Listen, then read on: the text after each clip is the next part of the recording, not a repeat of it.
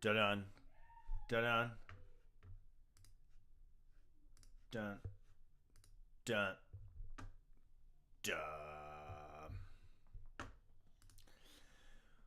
Welcome. We so live. We so live. Hello, hello, hello. Hello, hello, hello, hello, hello, hello, hello. We got the goal. We got it set up. We rocking. We rolling. We out of controlling. You know what I'm saying? We so big. We're so friggin' big. It's not even funny, y'all. You know what I'm saying? All right, where are we at? How many things? How many things are thinged? Today's the 22nd. We have Shark, Alicia, Wannabe, McNeil, of course, Goat Cat. And then we also have some returnees that are supposed to be jumping on. Oh, look at, I'm 3 minutes early. I'm 3 minutes early. Hello, McNeil.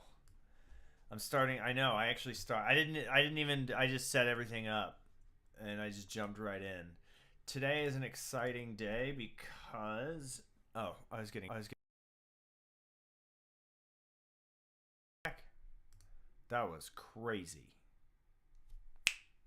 Are we good? We're good.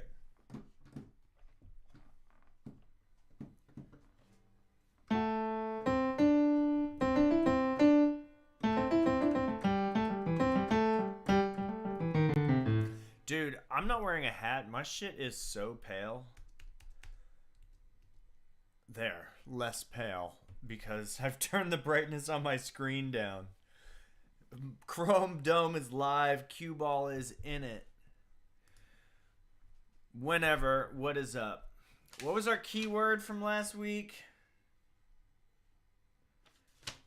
What was our? I know we had a keyword from last week. I don't remember what it was. Oh my god, I'm so washed out. I think I need to get one of those. I need to get an external. You know what's crazy? Actually, I bought an external webcam, and it's like hideously ugly. Like it was like it's a 4K camera, and I was like, well, I'll just set it to 1080p, and like the cam, like the webcam, it was so grainy. I like didn't understand why I bought.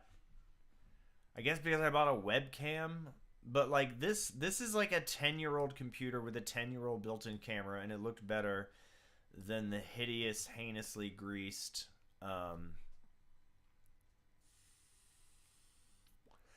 reorchestrate.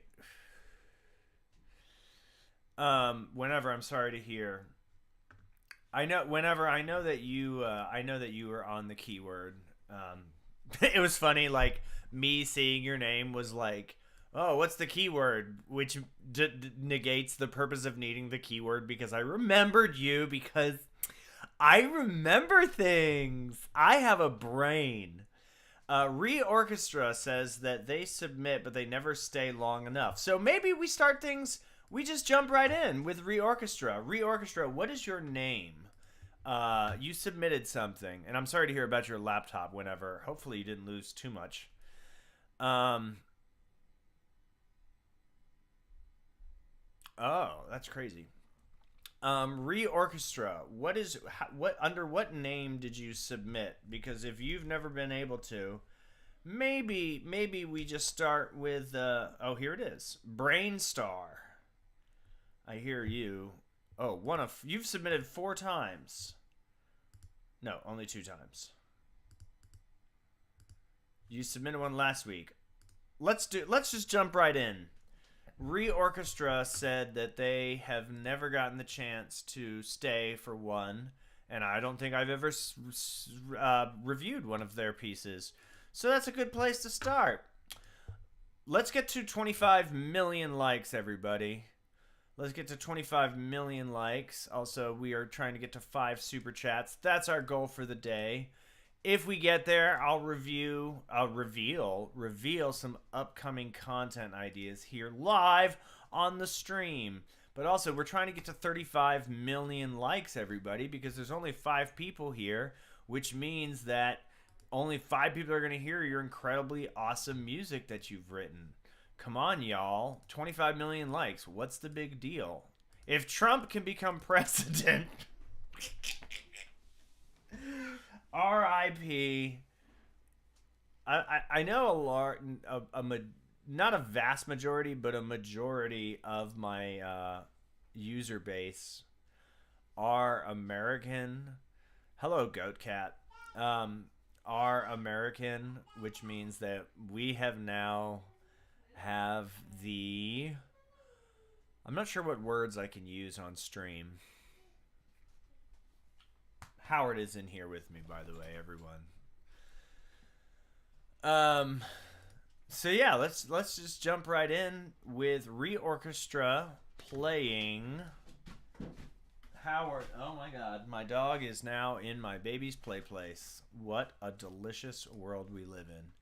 Without any further ado, Brinstar. Not Brinstar, Brinstar from Metroid. Ah, so it's an orchestral arrangement of the Metroid music. That's actually super fucking cool. So excited to hear that. I've actually only I've played some Metroid games. I played them on my Switch with the with my like the emulators or whatever, and those games are fucking hard. The Metroid games are no joke. Alright, let me grab the window. Where's the score? Score format. Sorry, I'm just working on getting the score. Where is the score?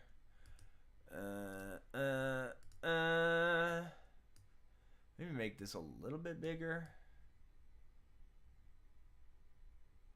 And transition. Here we are. All right. I don't know how many times I said without further ado, but we are on without any further ado. Brinstar reorchestrated. I wonder how reorchestrated this is. Let's go.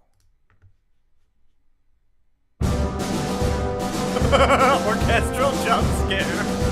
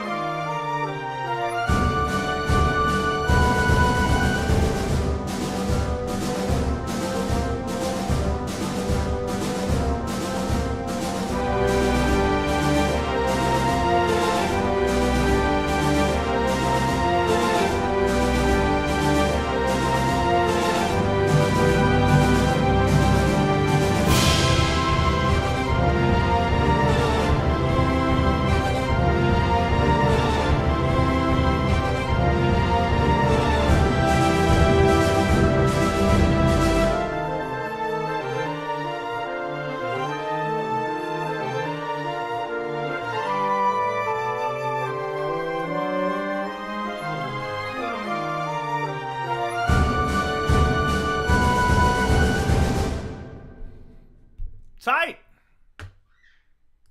Yeah, it was good. Well orchestrated. Obviously the melody is great and the harmony is great. I know you didn't actually write it because you didn't. The orchestration is clean.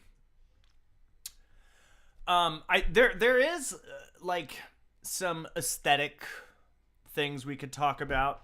As always, it's never easy for me to just be like, oh, well, that was good. I'm always like, but, like, what is it you're trying to say by reorchestrating something that is so ubiquitously recognized as iconic to the lexicon of Nintendo? But what is your messaging? Oh my god.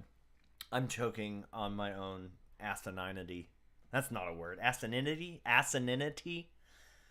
Also, I'm setting up timers for myself so that... that was just my background. I'm setting up timers for myself so I don't just go on these long-winded rants. I'm, like, trying to, like, keep my reviews to about 10 minutes. Otherwise, you know, we just end up in fuck allsville. But I am going to talk about what your purpose is and the aesthetic implications of doing a reorchestration. So, I do have a question. What was the is that Muse score? What is that sound library? That sound library is fucking awesome. That is like the best MIDI orchestra I've heard on this channel that wasn't like a mock-up done in a DAW. Like, those were some awesome sounding sample libraries. Was that Muse score? If that's Muse score, I'm gonna fucking write something in Muse score eventually. I was gonna say tonight, but I know that's not true at all.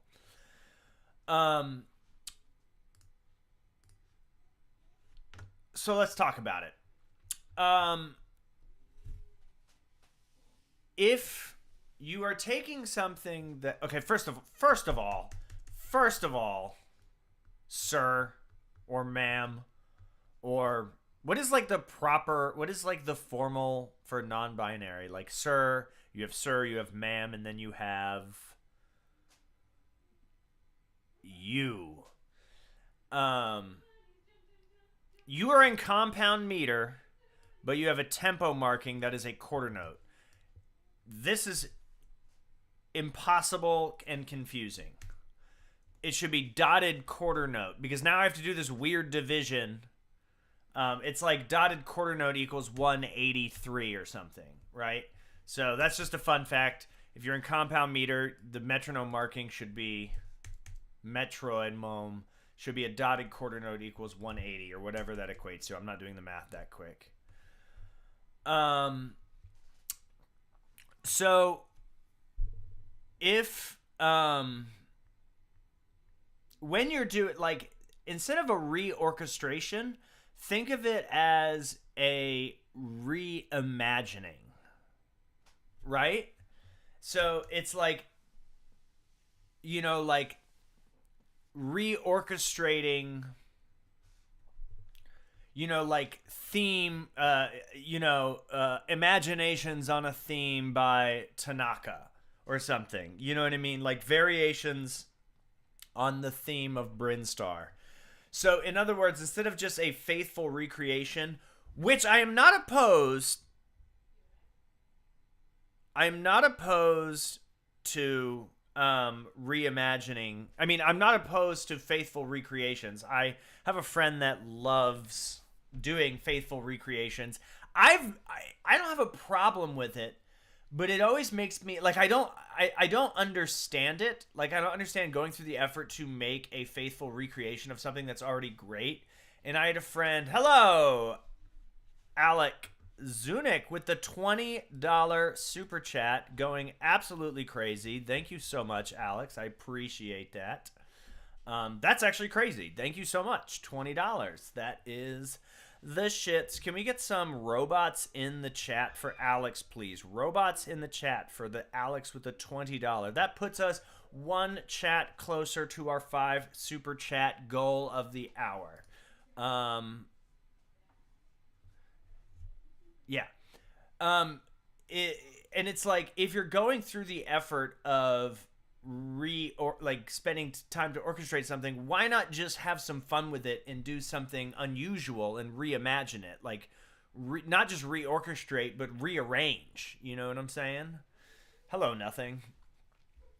But my friend was like, I don't know, I just have fun recreating them. So like, even though I don't see it's not that I don't see the point in it, or it's not that I don't see the value in it. I just don't, like, I would never, like, it doesn't occur to me to do it. Some of this notation is a little weird. Like, I wouldn't have this whole note tied to the eighth note. You want to have a dotted half note. Like a dotted half note tied to a dotted quarter. Dotted half note tied to a quarter note tied to the eighth note. Or I guess you could just do dotted half tied to the dotted quarter. Would also make sense. But yeah, have some fun with it. You know what I mean? Like, imagine if you have the bum bum ba da da dum, having the theme, but making it a little bit more maybe ethereal. You know, playing around with it and making it your own. You know, and it's that way. It's more of an homage to the music you love, rather than like a recreation of it in and of itself. You know what I'm saying? And that way it would be like, holy shit. Not only am I a Metroid fan and I love this tune, but now here's like this really cool, you know, reimagination of the of it. You know what I mean? It's like the difference between a cover band and then a band that does covers. You know what I mean? Like a jazz, you know, quintet doing a cover of Smells Like Teen Spirit. They do it as kind of this like weird down-tempo funk jazz ballad, and it's like, whoa, that's cool, you know, as opposed to like, you know, a barroom rock band doing a cover. Not that there's anything wrong with a barroom rock band doing a cover of Smells Like Teen Spirit, but it's like, if I want to hear Smells Like Teen Spirit, I'm just gonna listen to Nirvana. But you know, if I hear somebody paying homage to Nirvana, and it's like, oh, this is a really cool arrangement of a really great song. That would be, you know, that's sort of the aesthetic philosophical question. So yeah, that's sort of my that's my take. The arrangement is spectacular. There was nothing glaring in the arrangement that I could critique. You know, everything looked fine. There weren't any. There's 0 points for the mezzo forte entrance. Boo. Yeah, not a lot of dynamics. Also, I'm not seeing any slurs, so everything is going to be tongued and or bowed. So points docked for not having many dynamics. You have okay. Like, I would have this intro at, like, a piano with a crescendo, maybe, or, like, I guess a mezzo piano. Ugh, I hate that. But maybe, yeah, like, piano crescendoing, elongate a little bit. The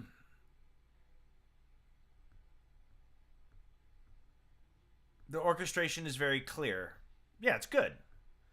There's no, because everything's in the range, everything's playable, you know, there's nothing wrong with it. It's you know, there's not like awkward, you know, everything's arranged in a sensible way. You have doing a lot of tradition, you know, like the flutes and clarinets are doubling. You have clarinet and flute doubling, clarinet one and then the other. You know, the brass and the bassoons playing some of these cool little figures. Yeah, it's good. It's good orchestration. Originality, it's not super original. Points docked there. Points docked for not having many articulations. Not much dynamic range. This is the C score, so that's why the French horn parts look insanely cursed. 7.5. This could have been an 8 easily if there was a few, like, since it is like a reorchestration, I'm being a little bit nitpicky on the engraving work. Like some of the beaming,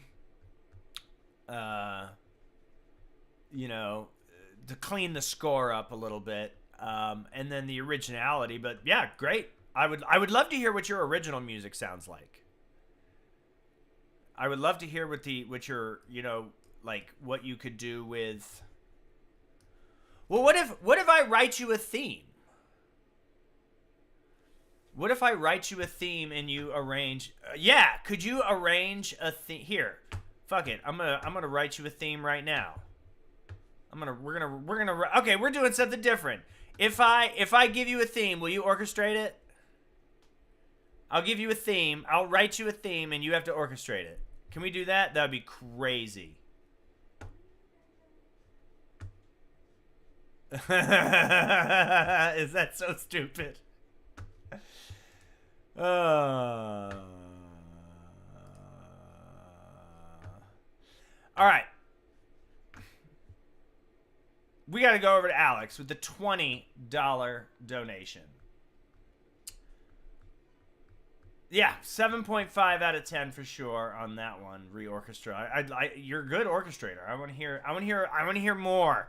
I want to hear more like, whoa, like beyond just canned orchestration.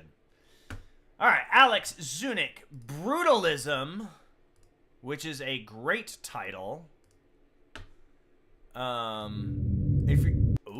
like it already. If you're not familiar with Brutalism, is a movement in architecture. It's an architectural movement that was. Oh, that's Brutalist. Is that different than Brutalism? Am I confusing the two? It's like a post-war era, 50s. Why does my dog keep coming in? Get out of here. Yeah, Brutalism. Brutalist. Howard, out.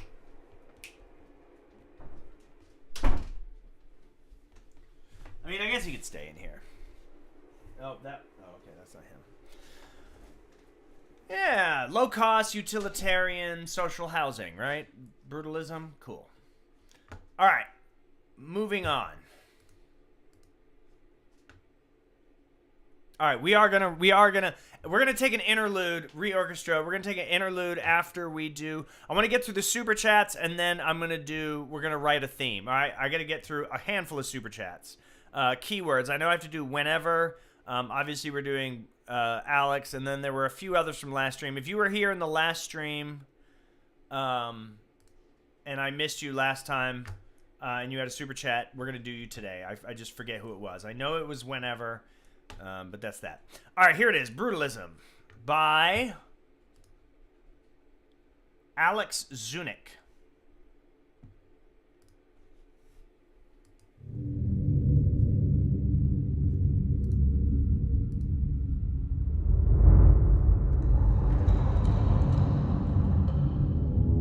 Oh, damn.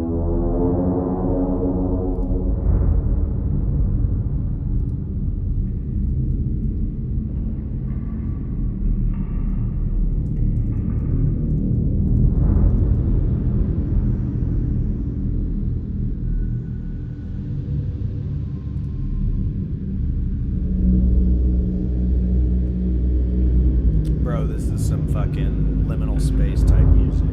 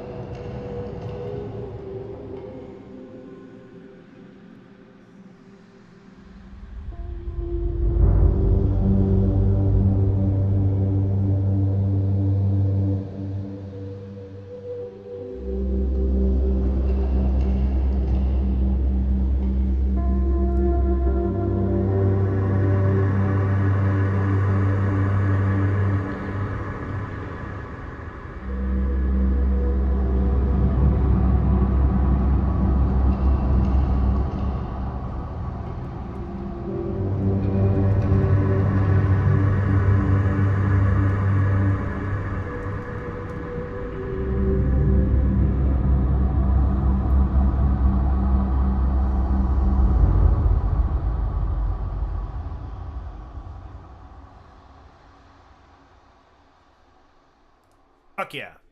That shit was tight. Shit was absolutely tight as hell. What is Fun Maze Game? It says from Fun Maze Game. Is that a game that you worked on? Fun Maze Game. What is fun? I realized I just Googled Fun Maze Game thinking that would pop up. Like, and it's like, here are some fun maze games. That was probably the stupidest thing I've done. That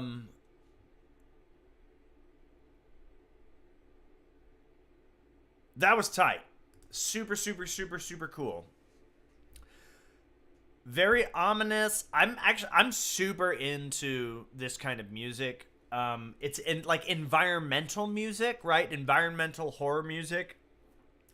And what's cool about it is that this is one of the few types of music, in my opinion, that can be quote unquote performed in like a concert setting, but like just pressing play on a laptop, and maybe you have like a, you know, like a, what do you call it, like an XY pad on a synth, and you can just like open and close a filter and call it a performance. You know what I mean? You have like one of the, whenever, you know what I'm talking about, you have like a live session opened up or whatever, and you can just like, ooh, I'm, you know, playing with the fucking knobs, you know, and just add like one additional, you know, one of the layers is live performing. People are like, this shit's fucking tight. Because it is. And no one's gonna be like, well, that's electronic music. It's like, no, it could be concert music, classical music, electroacoustic music, but it's just really cool environmental music. But the thing about this is it does require some kind of context. Not necessarily that it's like, I don't understand what's going on, but it definitely seems to be paired with some kind of visual component, some sort of immersive experience. Although the title is striking enough, although what I know about Brutalism as an architectural movement is not really this. So it kind of created a little bit of a cognitive dissonance with me. Because I think of Brutalism is very just like sort of ticky-tacky almost. So I'm, you know, like what happened before and what's happening after. You know, it's super short for what it is. It's funny because like a 3-minute piano, you know, sonatina or something, you're like, holy you know, like, no offense to anybody, but like sometimes it's like, listen to my 3-minute piano piece, and it feels like 6 minutes. Whereas like a piece of environmental music like this that is only 3 minutes, it felt hella short, right? There wasn't really any time to develop it. And you can't develop something that's supposed to be this slow over the course of only 3 minutes. So again, it sort of begs the question of context of like, what else is happening? Are things supposed to happen before? Celia, that was exactly what I was thinking. Little boxes. And it doesn't, like, it's too short to exist by itself without something going on before, you know, or something, or a hook in the middle. Like, I would find a way to elongate it for maybe another 2 minutes, and then somewhere in the middle is add some kind of anchor and or hook. Anchors are like hooks with two sides. You know, like, imagine here, I'm just gonna show you sort of what I'm thinking about. I'm gonna try, and I don't want to make this.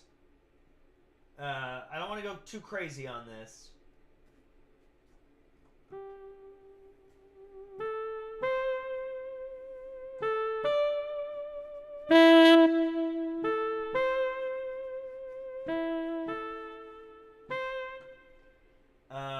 And then, you know, sorry, this is really tacky. But if if you add some kind of like,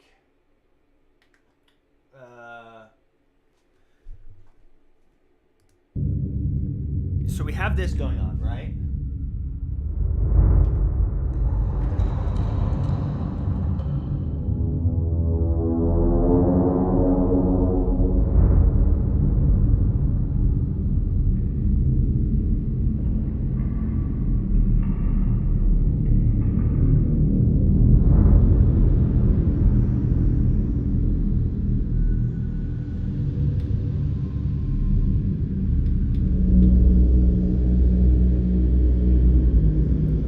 And then at some point you get this kind of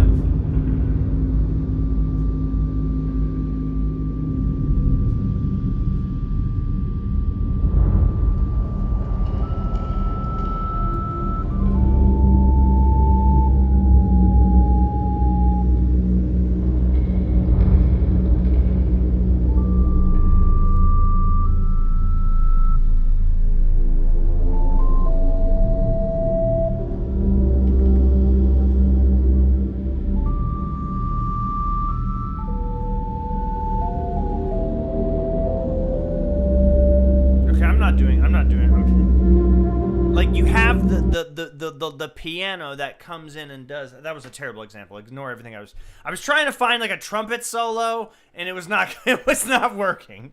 And to have like this trumpet that comes in and is sort of just singing distantly in the background. And it's like, whoa, what is that? Like this lonely trumpet. It contextualizes and justifies having this really large atmospheric soundscape kind of a thing. If that makes sense. It does.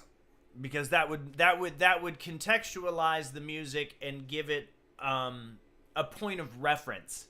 So that way it's brutalism that has a character, because right now it's just an environment. And though there's nothing inherently wrong with having just an environment, so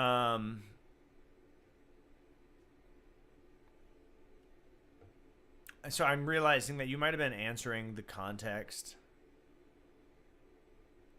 It's a small community. We make it easier. It's a game you've worked on. Roblox, reorchestrate. I'll see you around. You're welcome.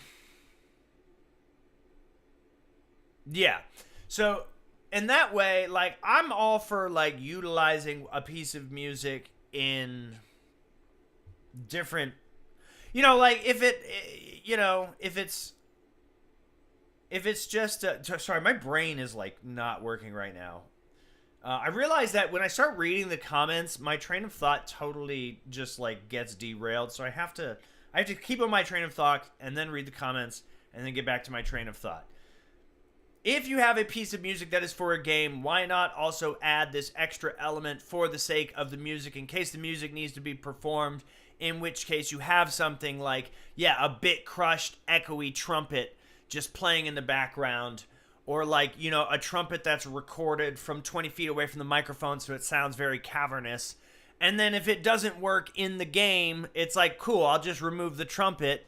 But now I have like a bonus track for when I release the music. People who love my game, they love the music. And then they hear the Easter egg of the music and like, oh, did you know that the album version has a trumpet?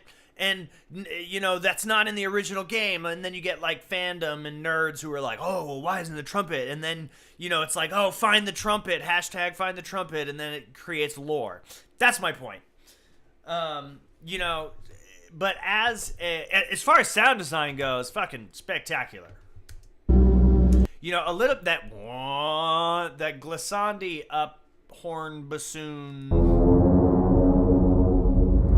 that kind of a thing. That's a little bit of a trope. Like, it's not the most original sounding thing, but that's the thing about this type of music. It doesn't have to be super original because it's not supposed to be. Like, I've heard a bunch of stuff that sounded like this before, and I like those, so I like this. So, points docked for originality, but also, like, I get what you're going for, and I've written stuff like this, and I will probably continue to write stuff like this.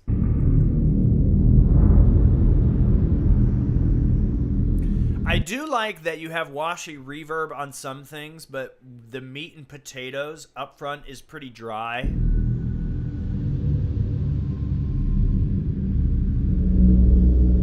Well, okay. Or that the whole thing has reverb on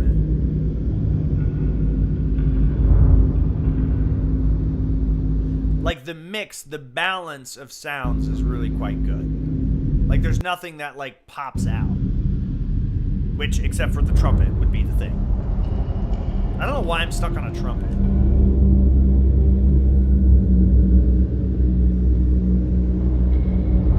Being the thing.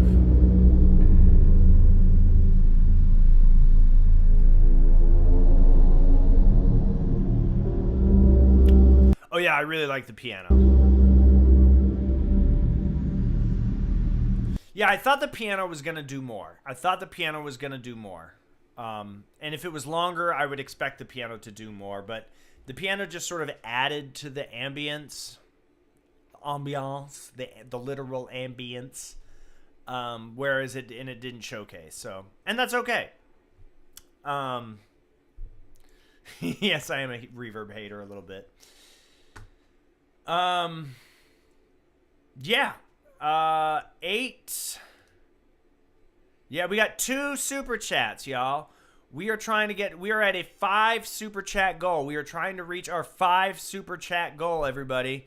On the first hour. We have 22 minutes. So if you've got the chats to spare, we going for that 5 super chat goal. Thank you, Star Sparks, for the $5. I really appreciate it. So bust out those super bulging wallets that all of you musicians have with your millions of dollars and donate to another wealthy millionaire musician. 8.5 out of 10. 8.5, 1 point, full point docked for originality. You know, I think there are ways you could have been a little bit more creative. It wasn't something that I've never heard before. And then half a point docked for not making the context as obvious. Now, I know that seems a little nitpicky because there are, like you provided the, you know what I mean? But this is music review. This is not game music review. Alicia, absolutely with the keyword. Thank you, Alicia. So, yeah, 8.5 out of 10. Excellent, excellent. That's a B, right? That's a solid B. Love it. What is the keyword? Pomfinosh. Pomfinosh. I literally wrote it down. Love it. Alex, thank you so much. Let me know when the game's ready, man. Let me know when the game's ready. I want to play it. Thank you so much for sharing. Thank you for feeling vulnerable enough to share. All right, up next, Star Sparks with the $5 super chat. Thank you, Stars. Cataclysmic Desires. Oh, this is the remix. Oh my God. Last week, you got absolutely annihilated with a great piece of music with a terrible mix. So this is the redemption, ladies, gentlemen, non-binary friends, madame, sirs, and their majesties. I saw that I was like, I don't know what the formal gender neutral word is, so we're going with majesties. Seriously, if anybody knows what we have madam and sir, what the gender neutral equivalent of a formality is. Because your majesty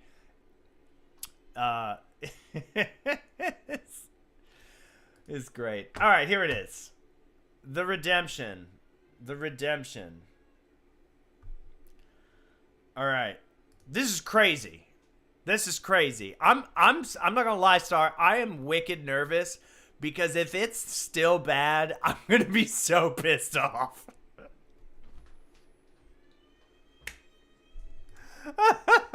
I'm like actually fucking nervous. Because if it's bad, I'm gonna be so fucking shitty, dude. Oh, here we go. So a little bit of context for anybody new. We reviewed this piece last week. It was such a cool composition, but the mixing and the it's not even the mixing. It was the balance was so bad. The production was just terrible. Okay, here we go.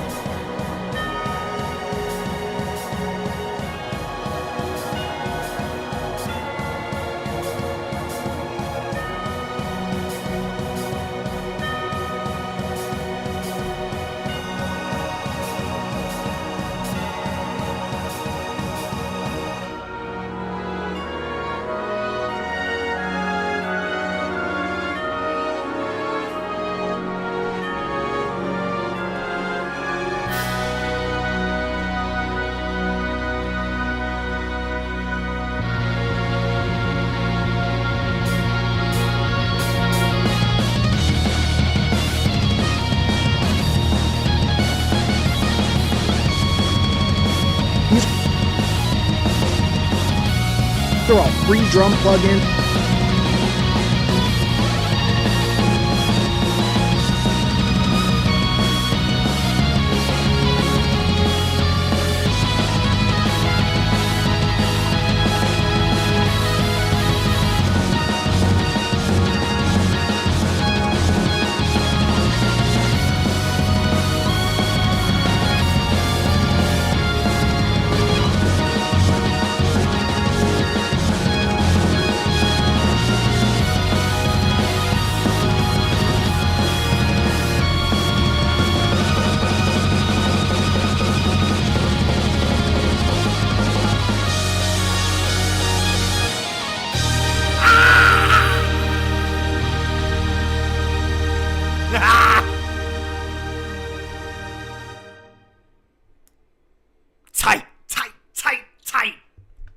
Fuck yeah.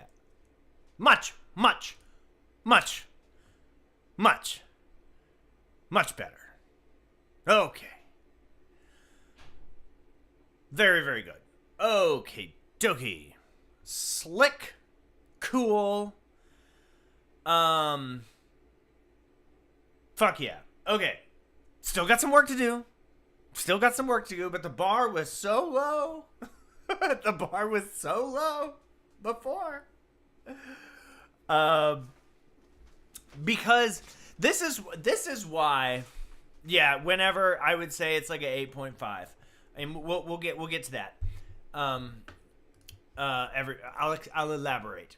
It is funny because it was so like, I know last stream, whenever was like, okay, Seth's being a little hyperbolic. It's not that bad. Fuck you. Yes, it was. It was just because you couldn't make out anything. And the composition is so good, and the track is so cool, and that's why I was really... Like, if it was not a particularly good piece of music and the mix was that bad, I wouldn't have been so hard on it. You know what I mean? Because then it's just like, just bringing up Cordy all over again. R.I.P. Cordy, lost but not forgotten. A couple of things. In the mix that you still need to work on, but it's a big improvement. Yeah, I mean the composition when it gets to the end and the snare's just going crazy, like the snare fill, and it turns into like a blast beat. That shit goes crazy. I would say it would be cool if you added a little bit of musique concrète in that just that one section where you add like a little bit of John Zorn a la fucking Frank Zappa, like just some weird sound effects into just that one part, just to experiment, and maybe you're like, no, I don't like it, but just something a little bit noisy in that one spot, just for fun, you know, like really up the chaos. Like you're already pulling out all the stops, so why not, why not just go crazy, make it even more wild, and add it for just that one few.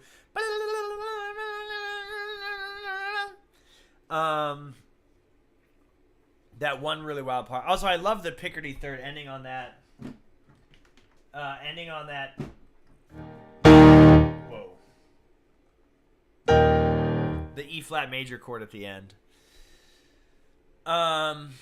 So the mix, big improvement.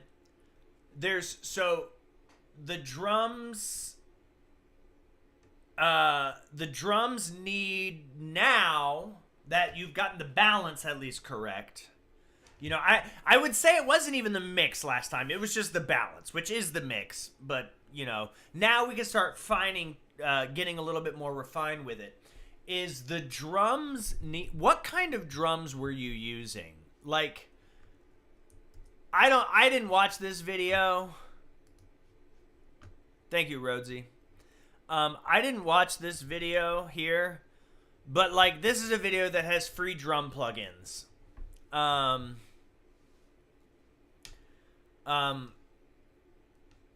The drums need some stereo imaging. It's all mono and it's sitting, whereas like, you know, I want to hear the ride cymbal, you know, a little to the left, the open hi-hat a little to the left, the crash a little right, you know, the China cymbal, if there was one, like center right, you know, the floor tom kind of center right, the high toms up here, the snare kick down center, the snare just a tweak, you know, create some stereo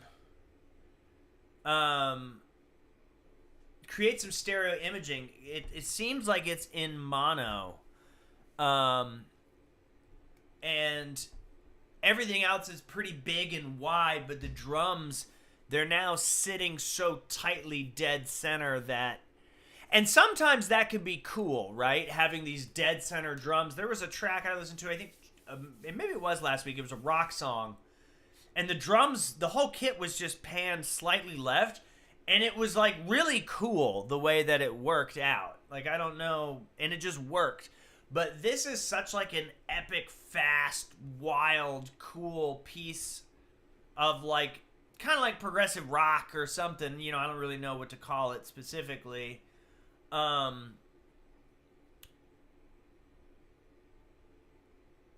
it's so big that having that stereo imaging for the drums will make a humongous difference, right? I'm not somebody who's like, it needs to, sometimes that's just people's like, oh, I need stereo imaging, you gotta make it in stereo, oh, add reverb to it, oh, make it stereo, oh, you gotta put a low pass on it, oh, cut the, you know, all of these things are case by case bases, And this one absolutely will benefit from utilizing the stereo field, not aggressively, but effectively.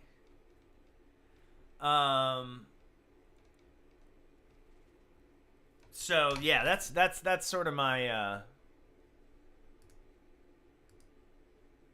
that was the big thing.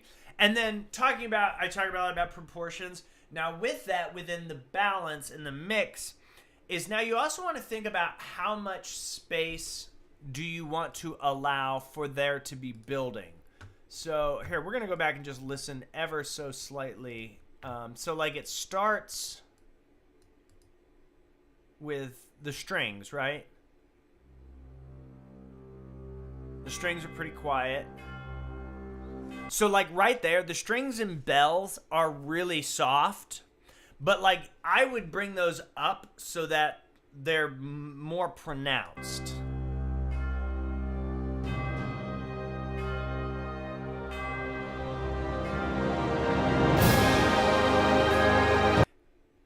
No, I changed my mind.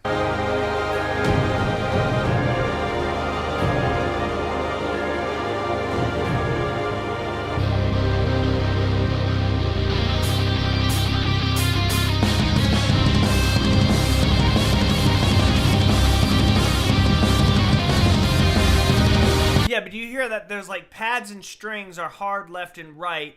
The guitars are left and right. Is the bass? It's kind of hard to pick. I know there is a bass, but I can't really tell where the bass is. Is the bass also left and right? Like the bass guitar should be in mono. The bass guitar should be in mono. And then the drum should be in stereo.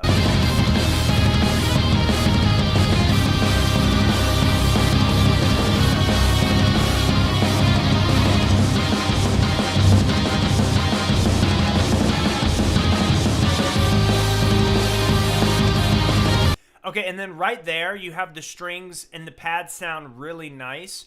Whereas I don't think... Like, I don't know if the strings and pads are needed right here. And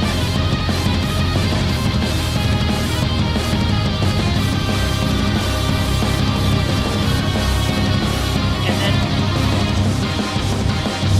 See, and then right there, when it becomes that more sort of rhythmic figure, that's when the string and pads come back. But when it's doing this thing, you know, it gets, you know, all that stuff, that's filling up the space that you think the pads and strings are. You're like, oh, but it sounds fuller and bigger. Like, well, yeah, it's because you're just adding layers on layers.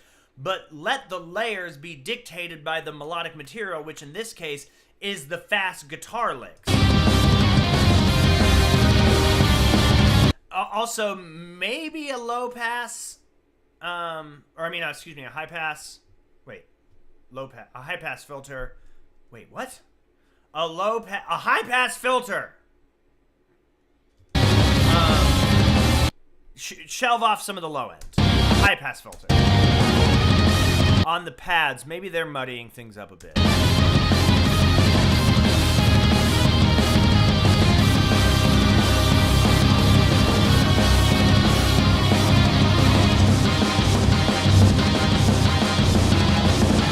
Also, the strings maybe the string and pads be up an octave, right?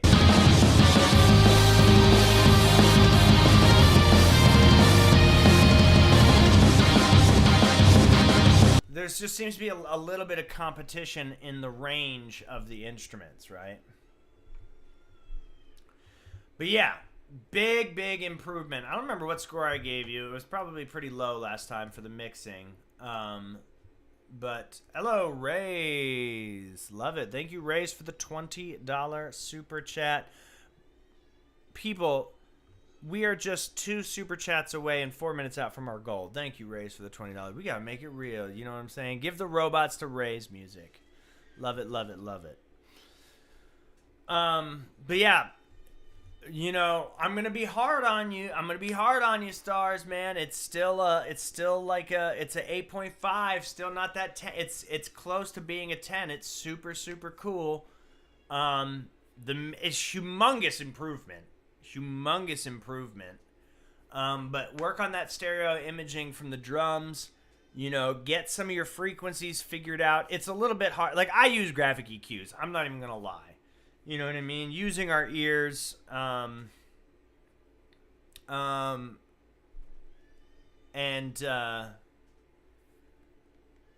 it sounds like there's still a couple of things, a couple of instruments still competing for the same space. You know, I'd have to sort of be looking at what's going on individually, or looking at and hearing what's going on individually in the mix to get a really precise diagnosis, but I can pretty confidently say that there's still some things competing for the same space. Rhodes and Rays with the super chat. Come on, y'all. We only got 3 minutes left. We got to hit our goal, or else, you know, nothing happens. 8.5 out of 10 stars. Love it, love it, love it. I promise everybody, whenever Alicia will get to you. But you know, we got the super chats coming in for real. Rays, here we go again. I'm excited. Yeah, stars, really great stuff. Thank you for sharing. Huge improvement. I mean, you saw me. I was literally banging my fucking head like a teenager, man. All right, Ray's music. Ray's had this really wacky, not wacky, it was actually gorgeous, cello concerto-esque. What's that? I don't know if calling it a concerto is quite what I meant. I mean, it was a cello concerto, right? It was a piece of orchestral music that heavily featured a cello. That's a cello concerto. But it wasn't a concerto in form. It was just a beautiful piece of music that had a cello. I don't know. What do you call a piece of orchestral music that features one instrument that isn't a concerto? Does that even make sense? I don't know. All right, no further ado. This is Winter Festival with the extremely generous $20 super chat from our very good friend Ray's Music. This is Winter Festival normal version lobby MSK. I don't know what any of that extra stuff means. That's a lot of weird words. Here we go.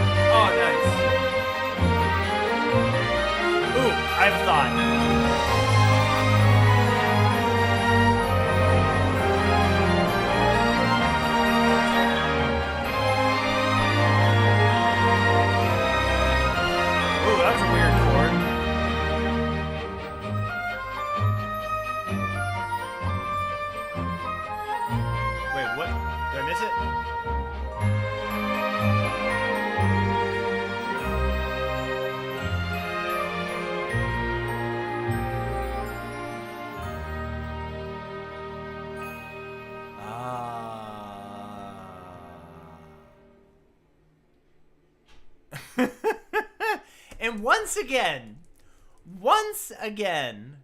we have found our... Wait, this is the C score? Yes, this is in C. Once again, we have somehow found ourselves in the incredibly delicious situation in which our good friend Ray's music somehow positions their song, like their piece, directly after something that is just dichotomatically opposite, diametrically opposed, if you will. Like, we went from this like gnarly, thrashy, heavy metal fucking like FL Studio orchestra, like digital sort of like slam jam into like the most fucking like winter festival glockenspiel staccato winds fucking like the opposite. Like it went from like Cannibal Corpse to Brahms. Right? It went from fucking NWA to Johnny Cash. Like, no, NWA to Frank Sinatra. Wow, this is great. Can you remind us again, our good friend Ray's music, for my sake as well as the chat's sake, what is the sound library that you use? Are because these are the software and the sample libraries that you use are excellent. I would be curious to know, because this is just really solid sounding orchestral mock-ups, and I know a lot of people here would love to know. Okay, let's talk about the composition. I love the use of the ritardandos. Really strong melodic theme. And I remember that from your cello piece. Was really excellent. That you had really good melodic writing. And this stands again. You know, you're a tunesmith. I wanted to go da-da-dun-dun-dun. It's not da-da-dun-dun-dun, da-da-dun-dun-dun, and then the do-da-do-da-dun, do-da-do-da-dun, the down, up, down. Really good contour.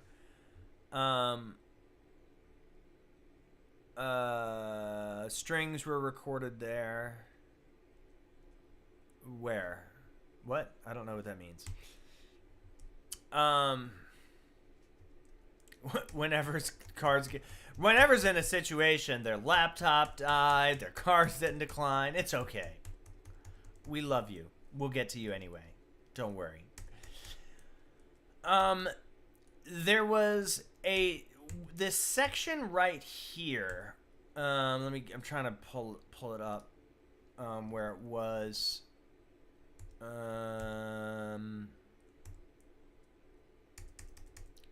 Was it here? No, it was where it kind of went down tempo a little bit. Yeah, this part, I think. Rehearsal mark D. This is where it gets quiet. I kind of wanted to hear it go, not necessarily into a waltz, but maybe finding a way to use like a hemiola-esque effect and to, you know, because you have this dum, thum, thum, thum, in the strings doing these staccato, are they pits? Yeah, these staccato pits, right? Which is weird. Do you have to notate a pizzicato as staccato? I feel like that's kind of redundant. It's been a while since I've thought about the orchestration. Notating pizzicato as staccato, I feel like that's unnecessary. But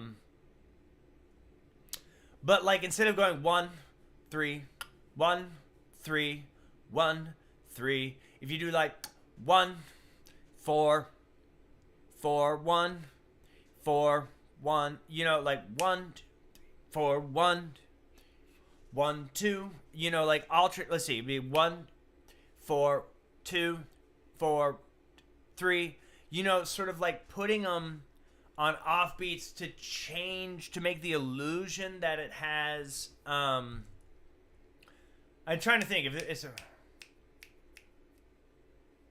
1, 3, 2, 1, 3, 1, 2, 3. Oh my god! My brain is not working right now. How would you do a reverse hemiola in 4? 1, 2, 3, 3. Yeah, so it'd be like on beats 1.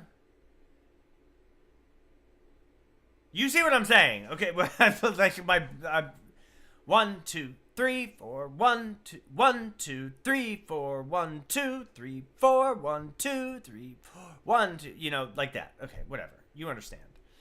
You know, basically just get out of the 4 and make it, or just go into 3 and actually make it a waltz.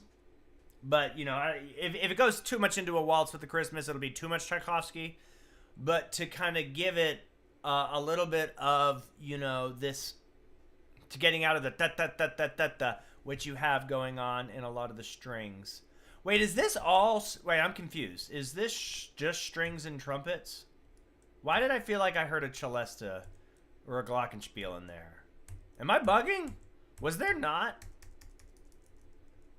Was it just trumpets and strings? Am I tripping? I'm tripping, dude. I don't know what the fuck I'm talking about. Why did I feel like there was an oboe in there? Did I just imagine? Dude, I think I just hallucinated a bunch of wind instruments. This is literally just 2 trumpets and strings. What am I talking about? What is going on with my life? Oh, that's funny.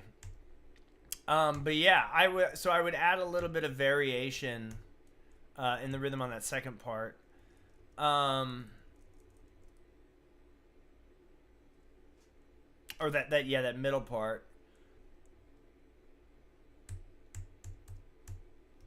Have a little few, if you're going with this like cheeky winter fair orchestral type sound, a few moments of those wacky cascading, you know, a couple of those weird, like cascading, funny, cute moments where like one string's like, you know, and then like the motif gets passed around, you know, gets sort of passed around the orchestra. That could be fun. Because it's a lot of like tutti soli, soli tutti. Not a lot of like it's very broad interplay. I would like to see a little bit more almost chamber-esque interplay, if that makes sense. It does. I know it does. I say that all the time. Like, if that makes sense. Like, I know it makes sense. When I say if that makes sense, what I mean is listen to what I'm saying. It's a good idea. And then like adding some accents,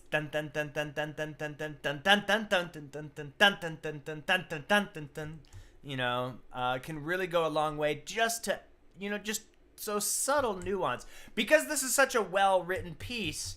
You know, just adding the proverbial icing on it's not even the icing's on it.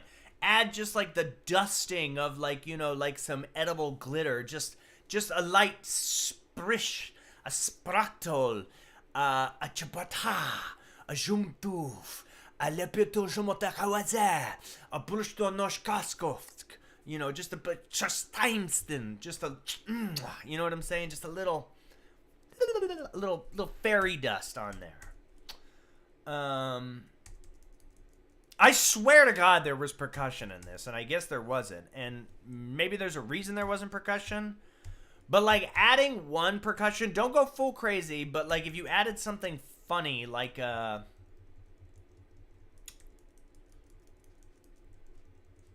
mean, a celesta would be tight. A harpsichord would be fucking sweet. I mean, if we're going crazy, like, adding a harpsichord into this, that would make it a little weird, but really cool.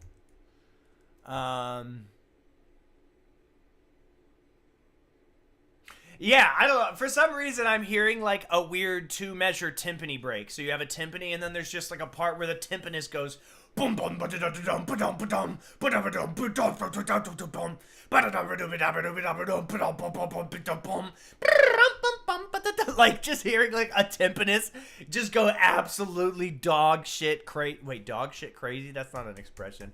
Go ape shit crazy for like 2 bars or 3 bars would be peak. Oh yeah. I need a little bit of hollandaise sauce, you know, on this eggs benedict, you know, just a little more hollandaise. Like, you put the sauce on the side. Nah, commit to it. Put the hollandaise sauce on it. Oh, so good. No cheeky sad section. Even just like one little bar of like a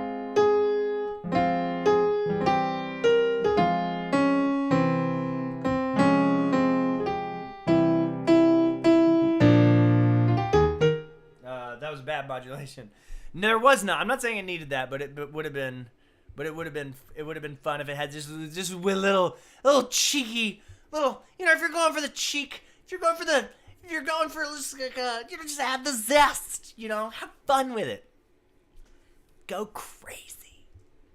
You know, this is already giving me a cavity in the best way possible. Like, I gained 4 pounds just from listening to this, and it went straight into my belly.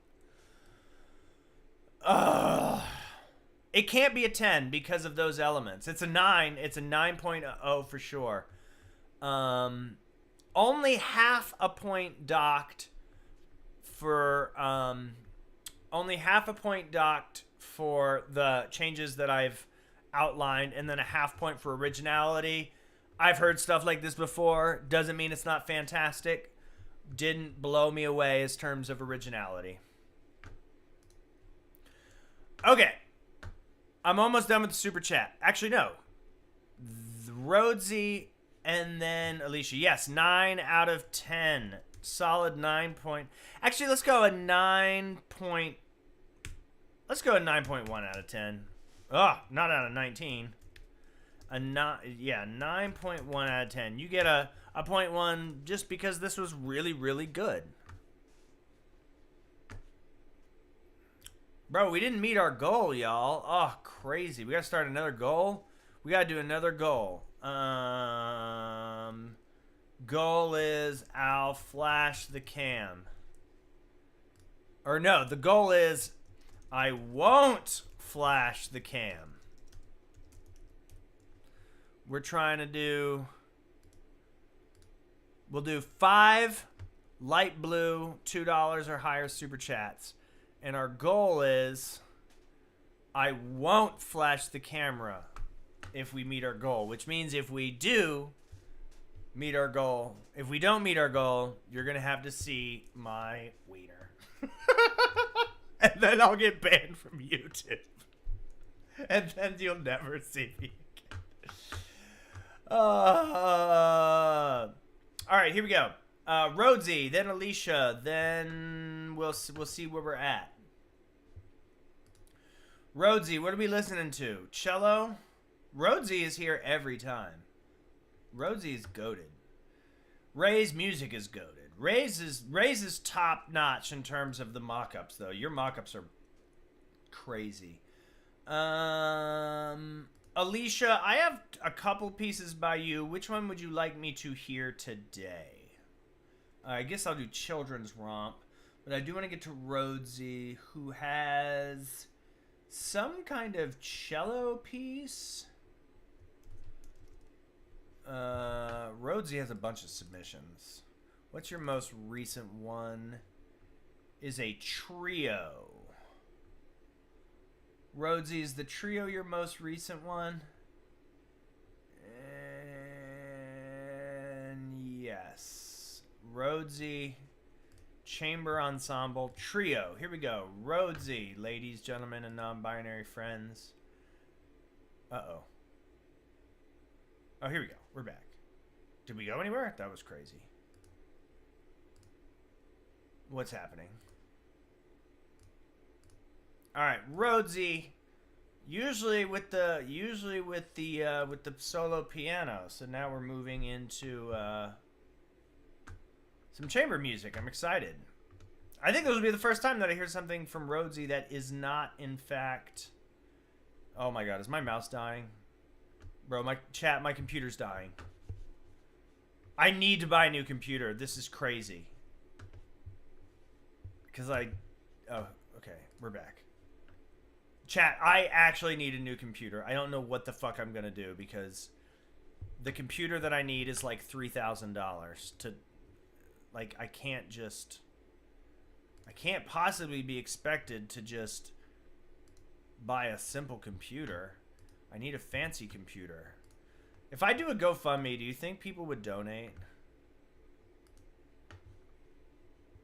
Is that cringe?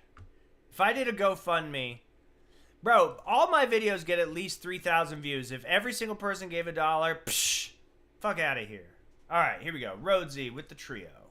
No title. The anti-titles are working against you, bro.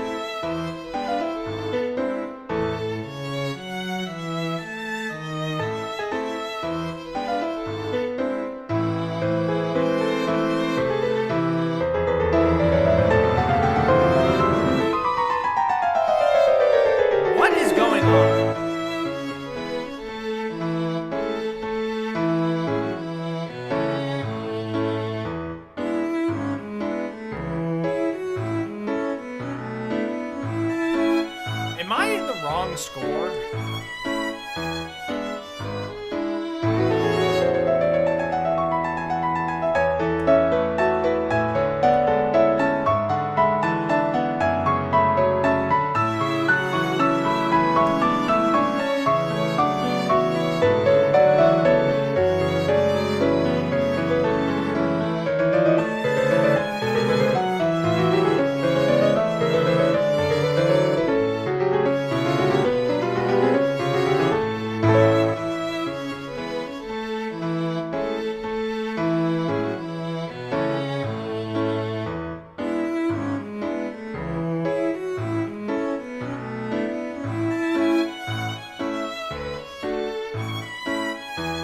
I'm so lost.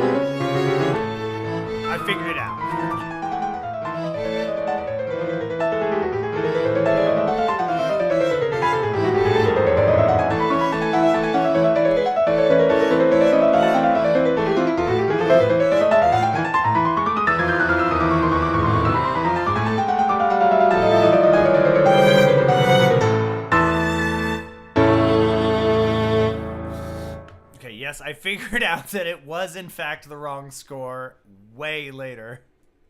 It's just... I know. I'm sure the chat was screaming at me like, you're not even in the right place. I was like, I was like, what is going on? There's no clarinet. I can't figure out. That's like a fever. That's like a bad dream where I'm like, where is this music? Okay.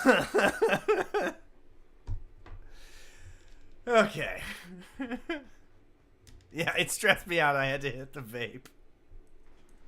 I was like, what is going on? I'm like, where's the clarinet? Where are these? I'm looking for the cues. It's Hal moving so quickly. That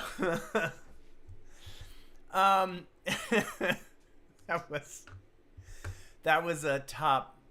That's a clippable moment. Okay. Top 10 streaming moments of 2025 was Seth looking through the score, being like, where is this? Okay. All right. Rhodesy, I love you. I love you, man. Your music is very...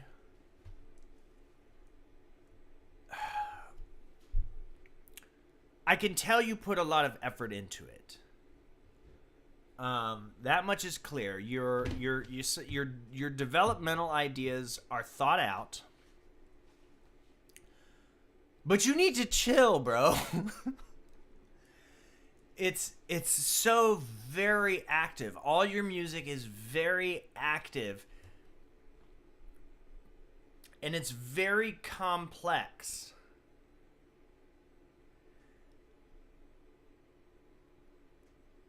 I think you need to start trimming some of the it's very busy. And I've noticed this from all of your... I know enough about your music that it's like I almost want to give you an assignment. That you need to write...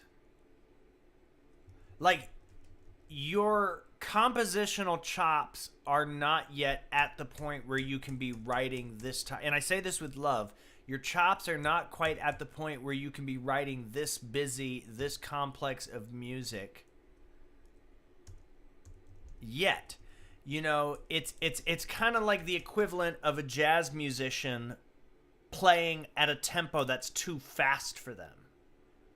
You know, this is like the compositional equivalent of that, where it's like, you know, it's like you know, you're kind of beginning and you've been playing jazz for 2 or 3 years. Someone's like, all right, we're gonna play, you know, not like a crazy tune, but something like a Stella by Starlight. You know, Someday My Prince Will Come. You know, standard repertoire, nothing crazy, but it's like 1, 2, 1, 2, 1, 2, 1, 2, 3, 4, and it's just like, whoa, that's too fast for me, man.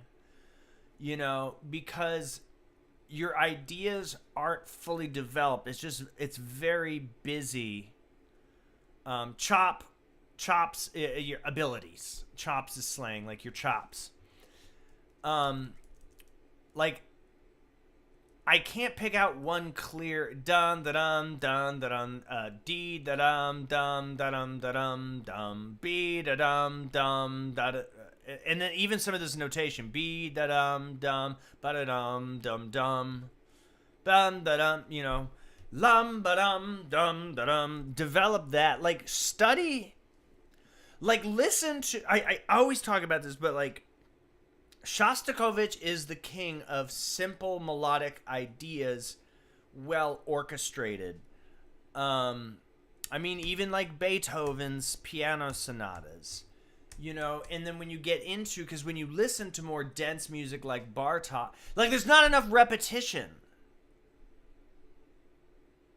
Dum da dum dum da da dum dum dum dum dum ba dum dum da dum dum. Like every time there's an idea, it's then just like it just keeps going. You write music the way that I talk, and that is not a good thing.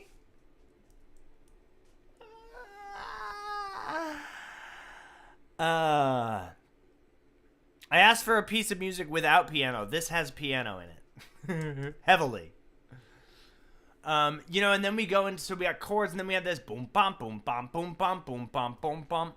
And then we have all this stuff at like bar 9, this kind of thing where the piano's doing something, and then the strings are just playing 1, 2, 3, 1.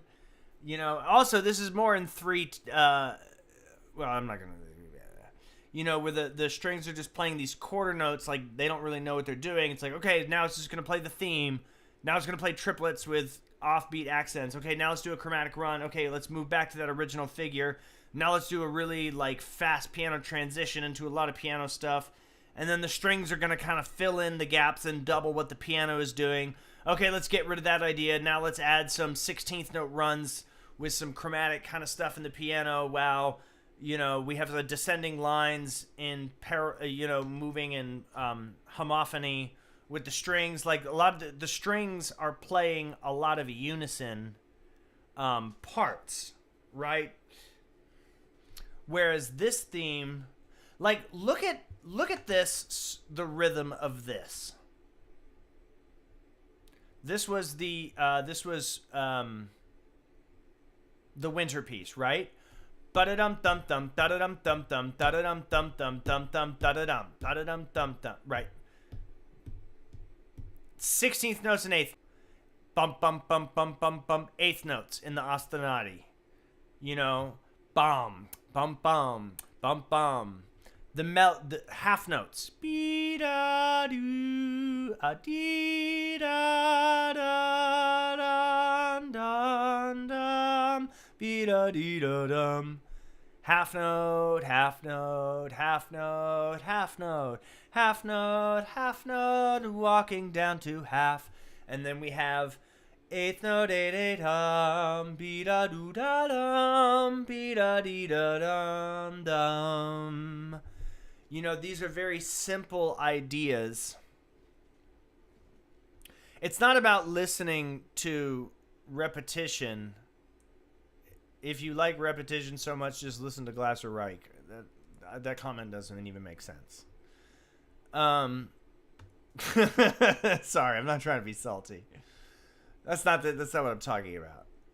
It's a and okay. I almost just got shitty. I'm not going to be shitty. I'm going to be very nice.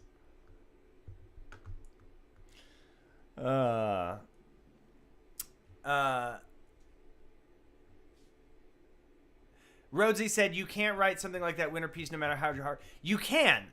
So it comes from writing, like write simpler music. Write simpler music. That is the end of it. You're trying too hard. The complexity should be found in the harmonic vocabulary. This is what it is. Your music lacks phrasing. It's all just a lot. It's not bad. It doesn't have any strong sense of phrase. And it's funny, I was just starting to talk about this with a colleague of mine, actually, and we were talking about rap, even rapping, and it's like finding your flow. You know, this is like rap music that's just like, get up in the spots and I be killing it, feeling it, ill with the deal with it. I don't even know what the deal is, but they're killing me. I'm trying to feel with it, with the spiritual, lyrical, miracle, individual, living by the swimming pool. I'm killing it, and you don't even know what it's like to be me when I be up at the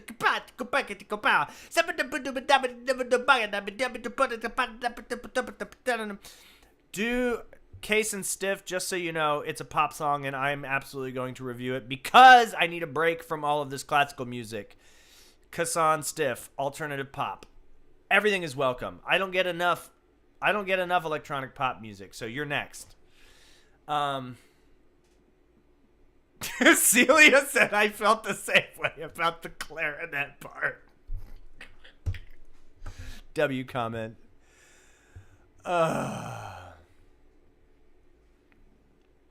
But yeah, this is the spiritual lyrical miracle version of classical music.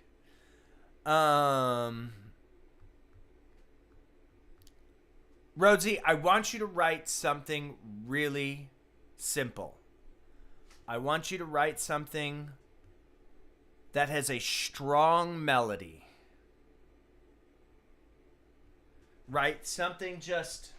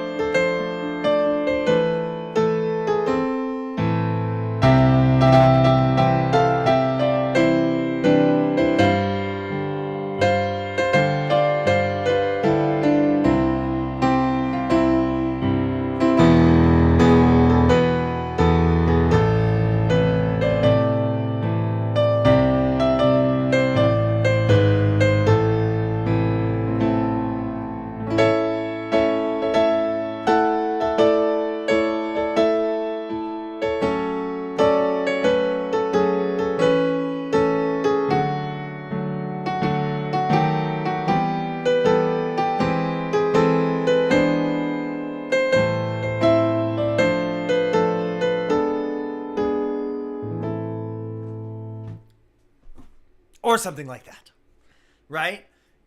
Bum, bum, da, dum, da, dee, da, dum, da, dum. Yes, eat your veggies. That type of music doesn't interest you. Okay. What type of music does interest you?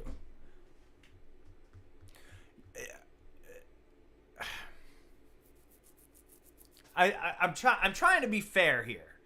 You know, it's melodic, like, simplify. Okay, so okay. So it's like, it maybe not necessarily having diatonic harmony, right?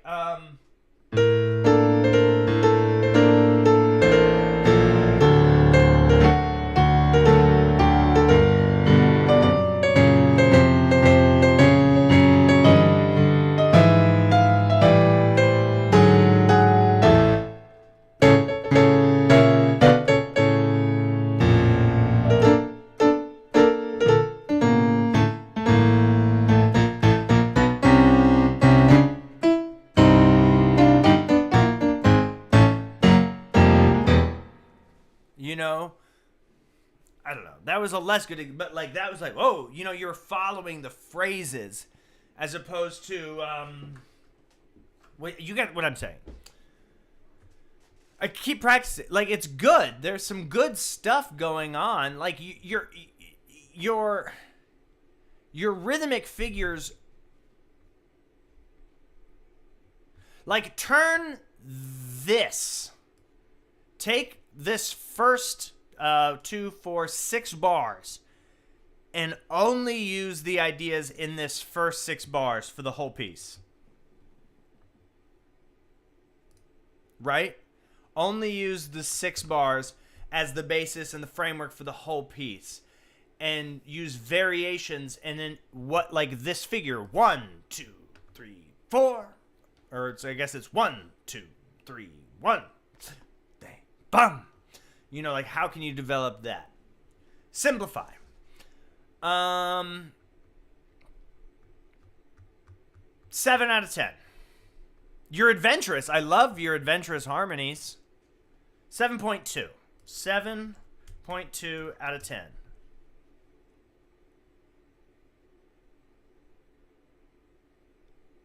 Yeah. Really, really cool. I appreciate it. Best way to learn phrasing is by thinking about oh man, that's a huge discussion.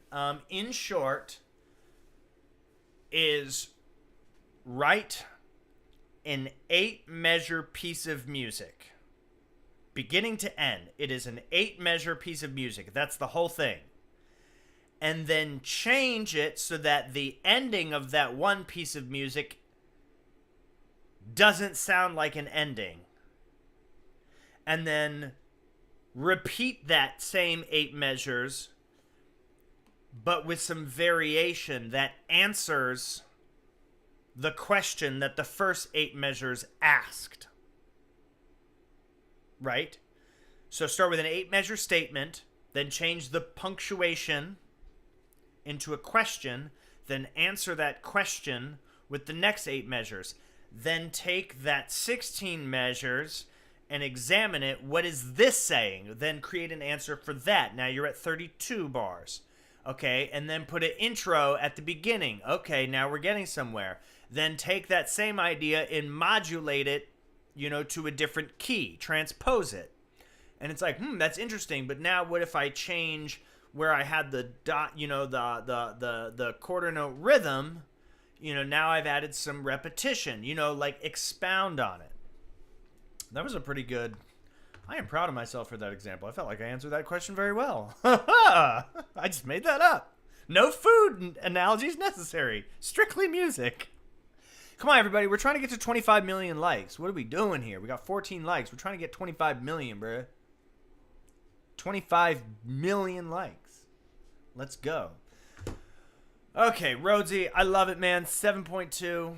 Spectacular. All right.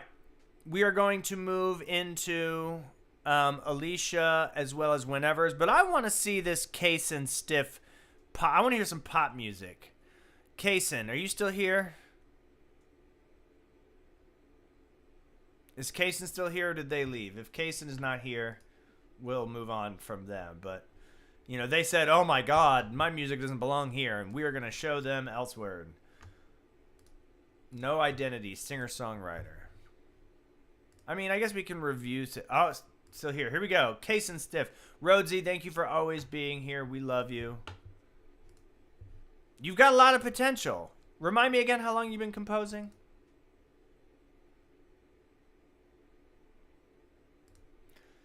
All right.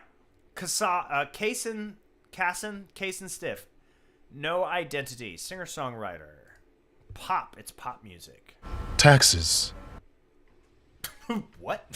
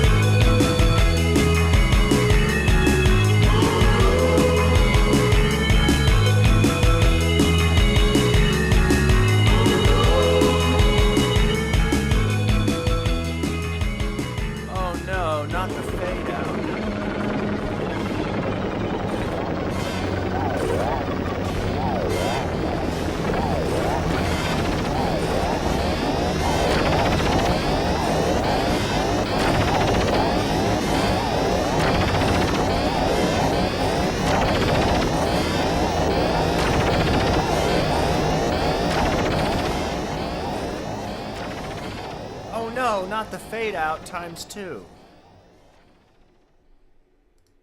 Okay, L ending, immediately usurped by W ending, then back into an L ending.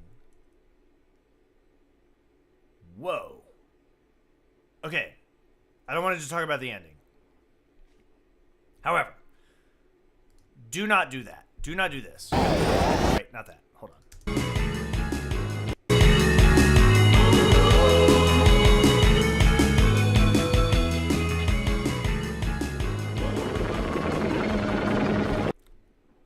Fade out. Have the noise stuff should be fading in. The noisy glitch stuff should be fading in while the rest of the song is still at full volume. And then as that's fading in, the normal song fades out and creates a much more smooth crossfade. This weird where the song fades out and then the other one just starts. Because I love this type of ending. I love this, you know, Frank Zappa, OK Computer, fucking weird experience, like wacky stuff. I love this stuff. But a harder crossfade, it's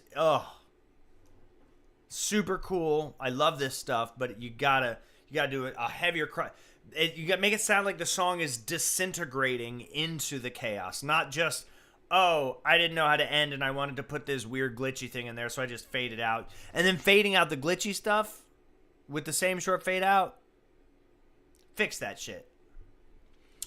Wow, cool song. Love the production on it. Production is rock solid. The really, with the really well balanced kind of electric drums. You know, sort of classic, not quite a 909. And then the bass tone right in the middle with the chorus on it, right? The bass has a chorus effect, chorus pedal. And then the synths going boom boom in more stereo, super great mix. The I don't know anymore. I don't know how I feel about the hard stereo panning of the vocals. I like it, and I like that it's washy. Hold on, I need to listen to it again real quick.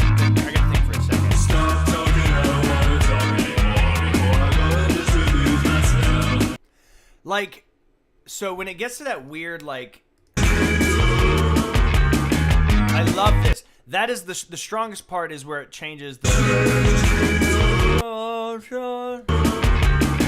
So because that strange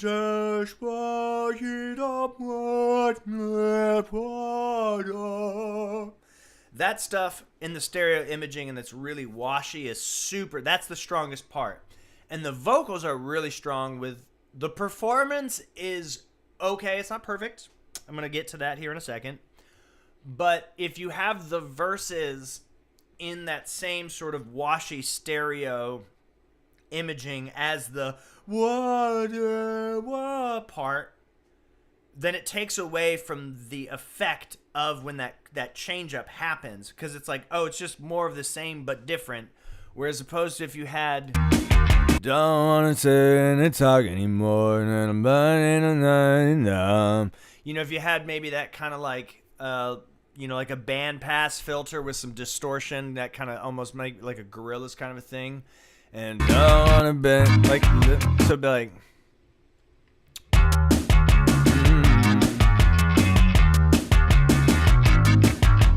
don't wanna think any talk anymore, and I'm saying I'm wrong. Don't talk anymore, let it burn. See, like, if you have this really, like, really up close and he's not around, and he really tried to tear me down. So that way, you know, when you have this sort of dry up front vocal, then when the washy stuff comes in, it's more impactful. Or layer it in such a way that you have, because I do like the washness of, like, the kind of 80s chorusy poppy. Like, I like that. I like that it's not dry. It could go either way. I don't think it's wrong, but I think having one of them in mono, dead center, so that when the stereo wash happens, it's that much more impactful. I almost want to say that's like necessary requirement.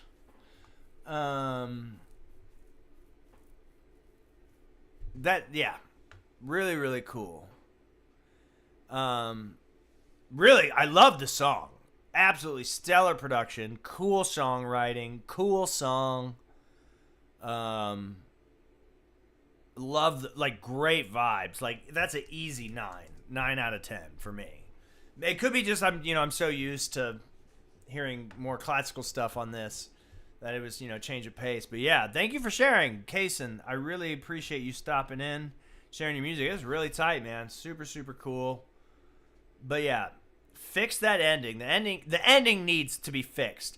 How the verses are done versus the chorus, it could go up. I do think it would be more impactful when it gets to that bridge chorusy thing, that it is operating in a different space. But like, definitely fix the ending. All right. What do we want to do? Let's go to Whenever, and then we gotta do. Okay, so this is what we're gonna do. We're gonna do Whenever. Then we're gonna do Alicia, or we'll do Alicia then Whenever. Then we gotta transition. Then we gotta do our mandatory McNeil, and then we'll move on to. I kind of want to hear some EDM. I saw literally nothing. I gotta hear some EDM, and then we'll kind of see where we're at. I am trying to finish by 11:30, so we got a little over an hour left. I have to travel. I'm flying out tomorrow. I'll be out of town. I'll be here for next week, but I am traveling, so I want to be respectful of that. Respectful of myself. Okay. Whenever. Am I listening to what you submitted last week? Yes, I am. Okay. Right? Should I not? Actually, let's see. We're kind of on a. Let's do Alicia's, then we'll do Whenever's. Yeah, let's do that. We'll kind of alternate, because I know Whenever's is going to be more of an electronic thing, so we'll kind of alternate. All right, here we go. Alicia Dalby. Children's Romp. I like the title. It's a scherzo. You know how I feel about scherzos and children, because I have a child. I love children. Don't make that weird. Do not make that weird. Do not make it weird. I didn't make it weird. You made it weird. Ooh. Ooh. Look at these. Look at these. Look at these wacky rhythms we got going on here. All right. Without any further ado, Alicia Dalby, Children's Romp. Romp is a little bit of a pause word. I'm not going to lie. Here we go.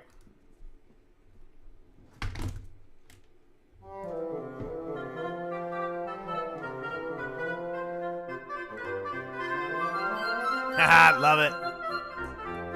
Oh, fuck, I forgot the score.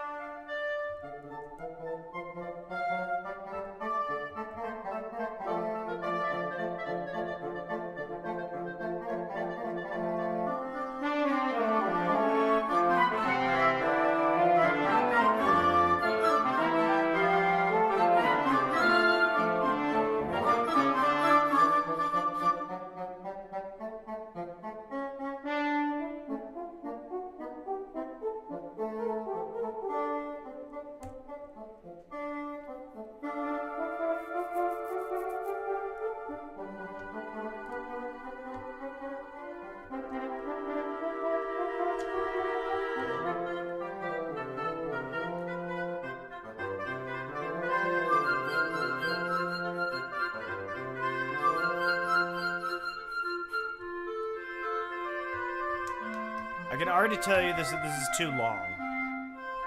Unless something crazy happens that changes, it's too long.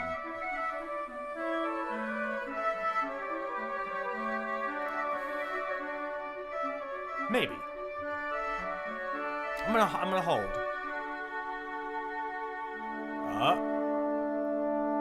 This is why I said hold.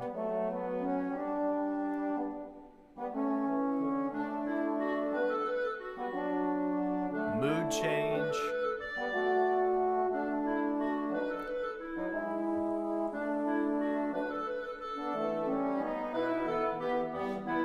Oh, cool.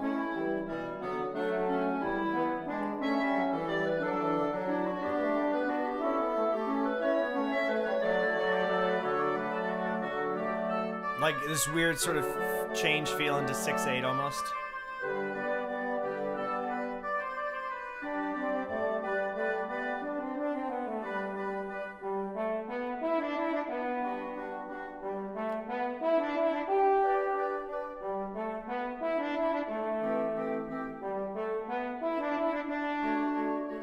I love those little dyadic harmony between the clarinet and the oboe.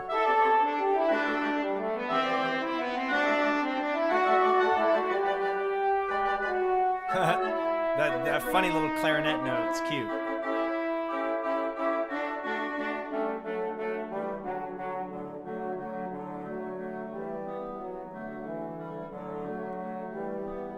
I like how it's flowing. Like the 3 becomes obfuscated, then it becomes clear. It's in 3, then it's sort of in 6. It's or like a big 2, and then it kind of moves. I like your use of phrasing.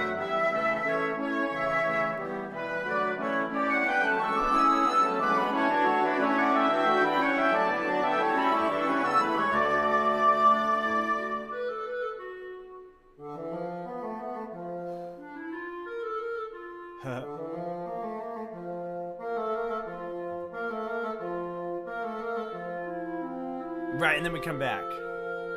It's not too long.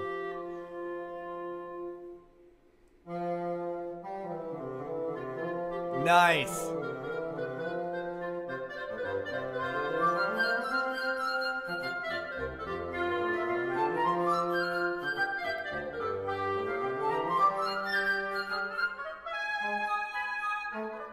There's a little bit of Bartok in there.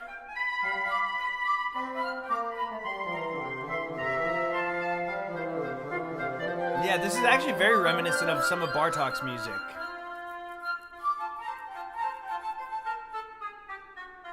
Oh, quirky.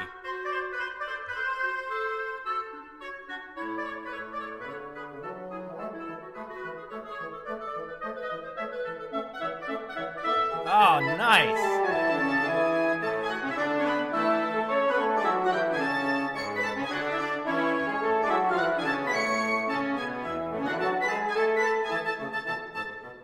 Dun, dun, dun, dun. Cute.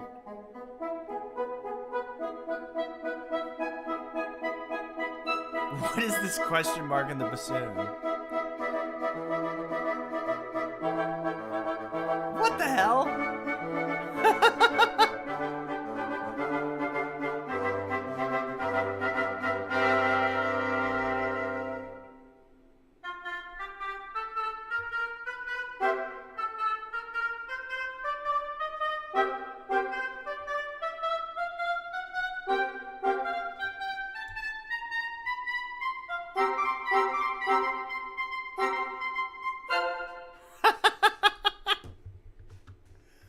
Oh, man. Not too long. It's a little long. But it... oh, what a funny... what a funny, George Washington type beat. Splendiferous. Spring...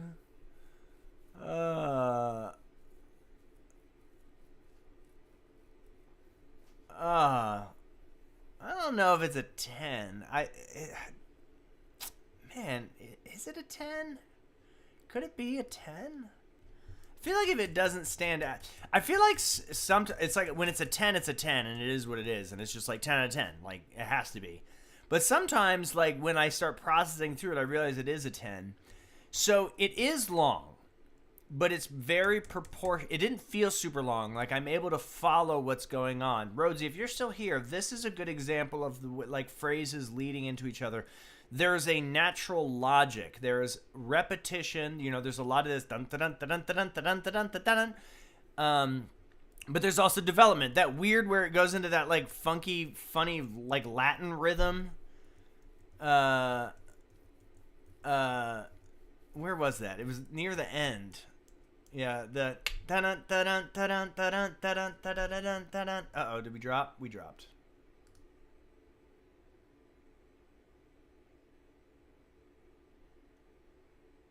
Are we back?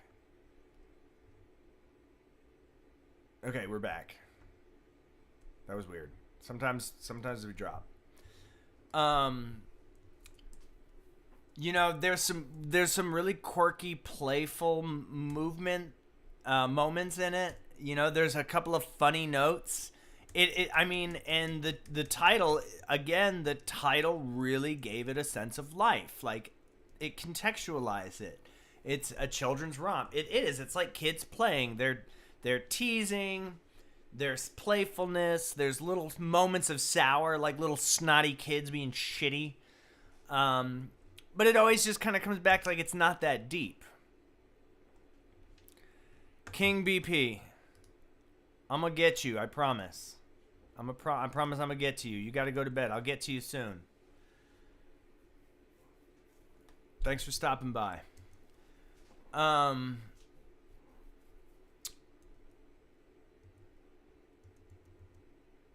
Yeah, I mean the whole section in the middle where you know you had the tempo change that was very much necessitated for the scope of its length. So this is, I rarely say this because you all, I think I know you all know I'm a big chamber music fan, but I think this would actually work much better as an orchestral piece. I think this would work much better as an orchestral piece. It just lends itself. Rodriguez with the $2. I realized I didn't see you. Thank you, Rodriguez. You'll be after, I guess, after whenever, because they also gave their $2. So I'm still going through other super chats. I just want everyone to know that I am being consistent. Excellent use of range. I remember earlier on in these streams, sometimes I was getting worried that a lot of these, I was getting a lot of scores that people didn't have their, use the full range of the instruments. But like the flute, very well utilized. The bassoon had some parts where it was kind of croaking up high, and then it got down to its low register. Yeah. Rodriguez said, I like the whimsy of the double reeds. I agree. But, like, you still get the whimsy. Or maybe, you know, maybe not orchestral, but definitely percussion. Definitely, like, a xylophone. Like, two percussionists. A xylophone and a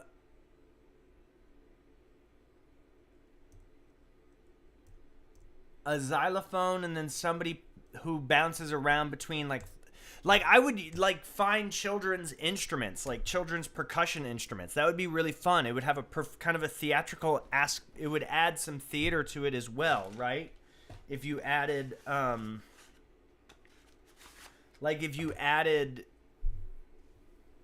like the children's percussion, like quirky, weird percussion instruments.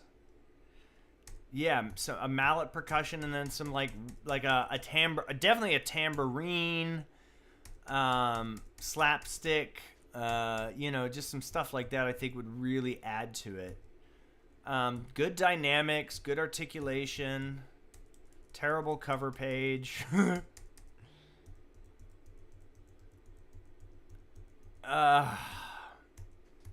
man, it's hard to like find anything wrong with it. You know, its length, it's not too long, it's just long, but it's also a 6-minute piece of chamber music. Like, in the context of what it is, it's a very modest length for a piece of music. It's not missing anything. There were no glaring mistakes.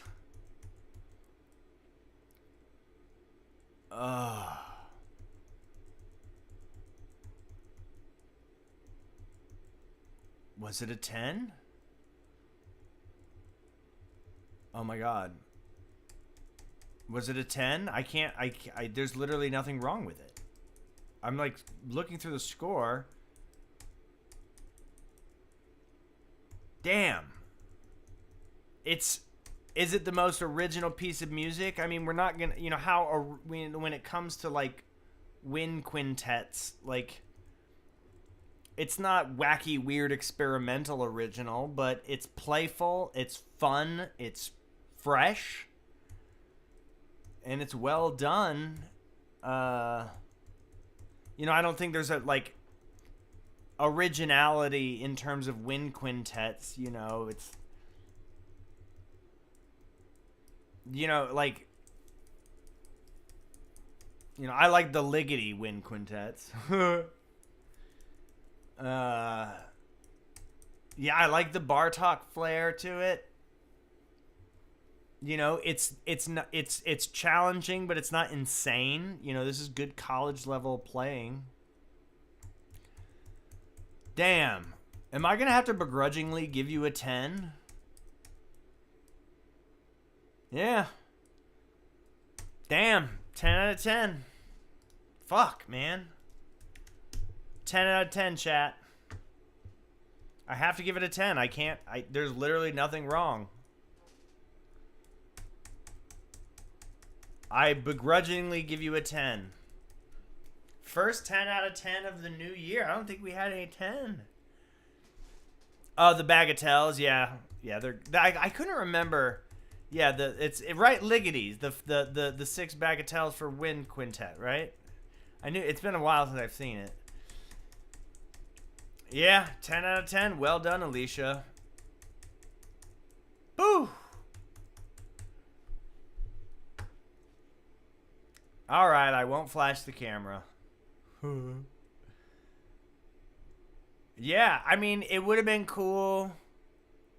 It would have been cool if it had some percussion, but it didn't, you know, it didn't, it wasn't like it was missing without it. It would just add to it. You know, like I'm trying to decide, like if it because it is in fact a wind quintet, which is an established medium. You know, like if it was just like if it was a quintet, I would give you a 9 and say it needs percussion. If it was just like an eclectic selection, but this is, you know, it's a wind quintet. It is what it is. You know, it's an established medium. And that's where it gets a little weird with the points of originality. Like, it is a wind quintet, so you know what I mean? Like, you cheated the system. You cheated the system. Oh, bravissima, bravissima. All right, let's keep things moving. Alicia, thank you so much for the piece. I'm going to take a very short bio break. Going to take a very short little pee break. So let me pull up the peeing music, and I will be. Actually, we'll be right back after these massages.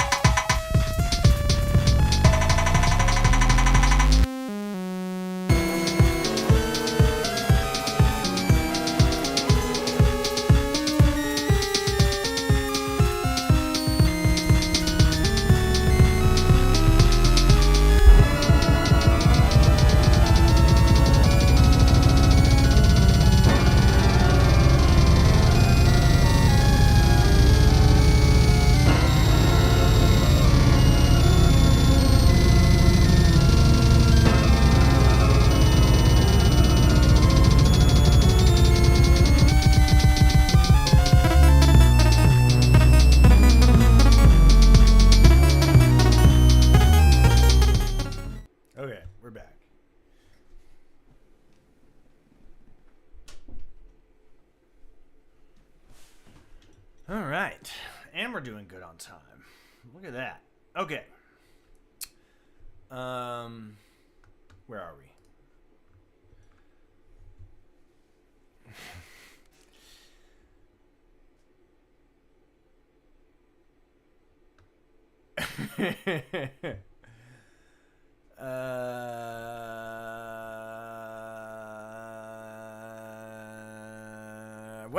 Whenever is next, then G, then, or you know what? Do we need a McNeil break? I think we need a McNeil break.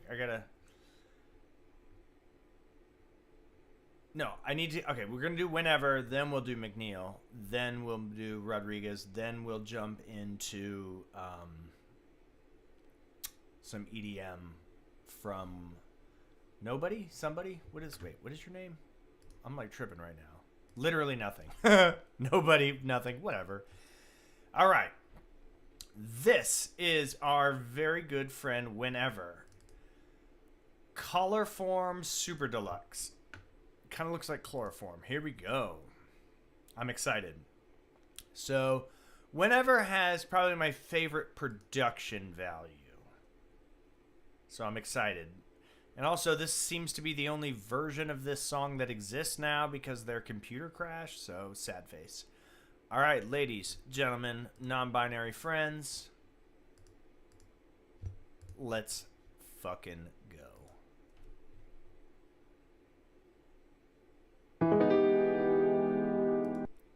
Super compressed piano.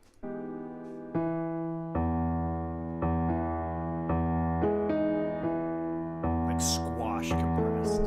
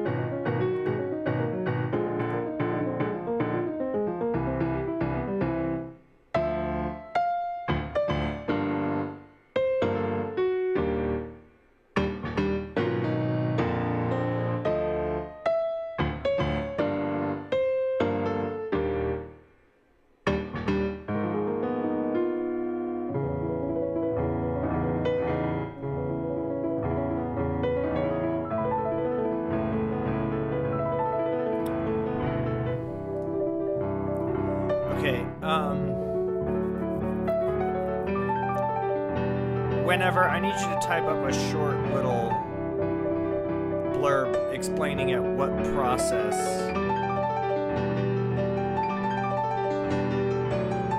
Like this, you said this was unfinished. I need to know what is unfinished about it. Like what are you going to add to it? Like what would be different? What is going to be different? Before I share my points.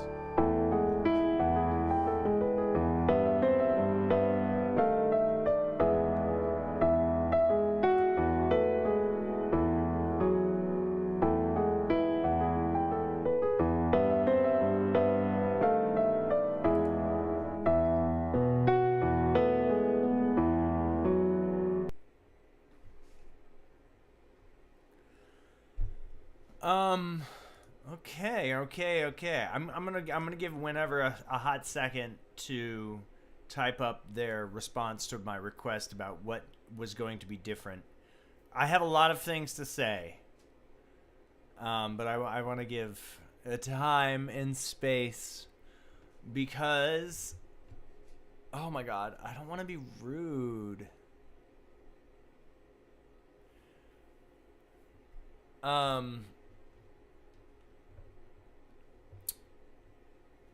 That was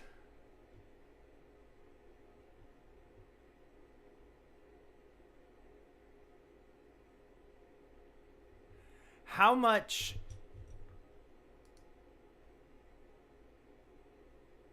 how much of that was played?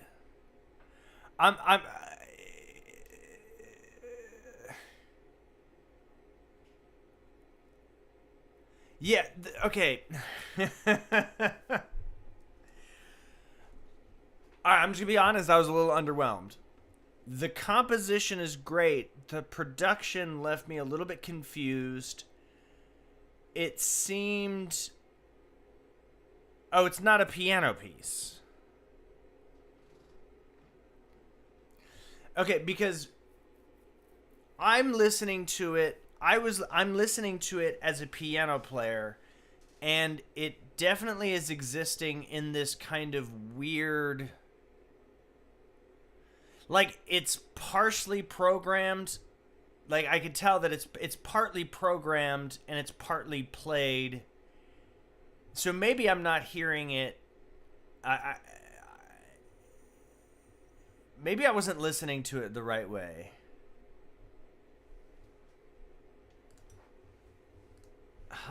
Like,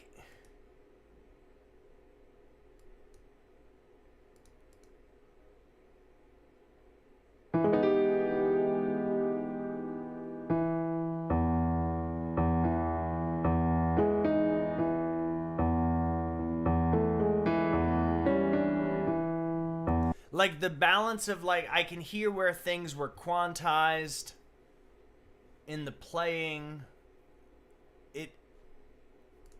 Like, it doesn't sound like a live pianist. The production is fantastic. What did I say? The production. The composition is cool. Really cool harmonies. Yeah, maybe I was listening to it as a piece, assuming that this is what more or less the final product is, because the really compressed piano didn't work. Like when it started with a really compressed piano sound, I was like, oh tight, I love a squashed piano, I can't wait to see where this is going. And then it was the whole thing. It was like this weird side chain thumping pianist, and it was kind of like and it left me a little bit confused, because I have really high, because I have high expectations for the music that you send me, because I've heard your stuff and I love it. So it's a composition. Okay. That makes more sense. All right. Now, okay. I feel a little bit better. Yeah, the composition is great. Yeah, I mean, because when those when those really fast arpeggiated parts came in, I'm like, is that supposed to be a piano? Because that's like a synth part. Like, I'm hearing the textures. And so this is where, like,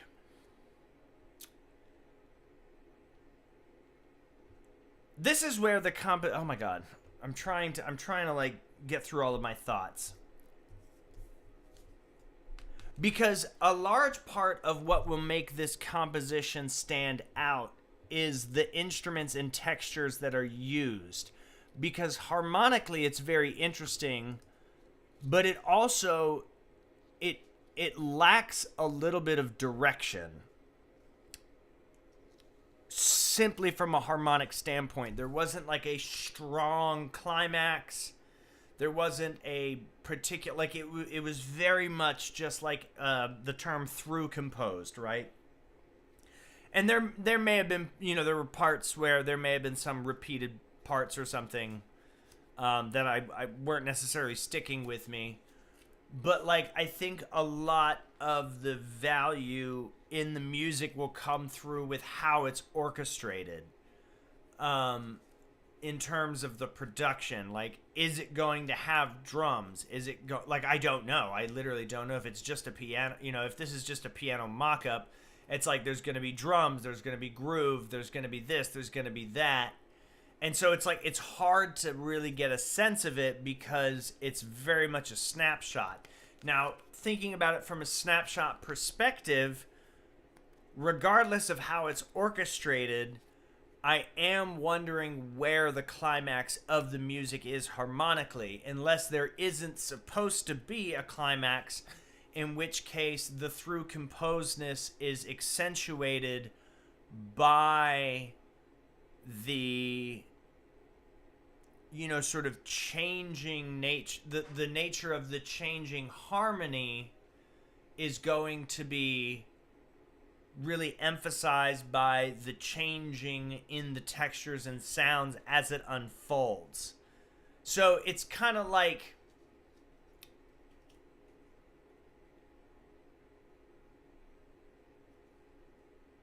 it's like having an 8-course meal. It was like eating an 8-course meal at your house that you made for yourself. And you kind of put them in random order. It's like, I'm not getting the scope of the ambiance of the restaurant. I don't see what the through line is. I like the individual meals, but I don't see what they have in common, and I don't see what they're sharing in this common experience. And that is because it's a piano reduction.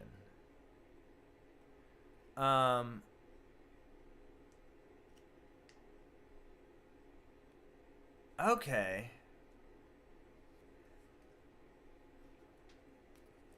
So yeah, I can tell it's, like, I can hear it doesn't, yeah, it's funny, it does not sound like a live piano playing, but it also doesn't sound like a MIDI roll. It's like a weird in-betweenness, like I can hear where some things are snapped, but if you're setting it up to organize it, that actually makes a lot of sense. Okay. It has a lot of potential, and I don't mean that in like, well, it has potential, like it literally exists in a state of potential because I know what you are capable of in your sound design. So it's like I'm literally saying it contains the potential you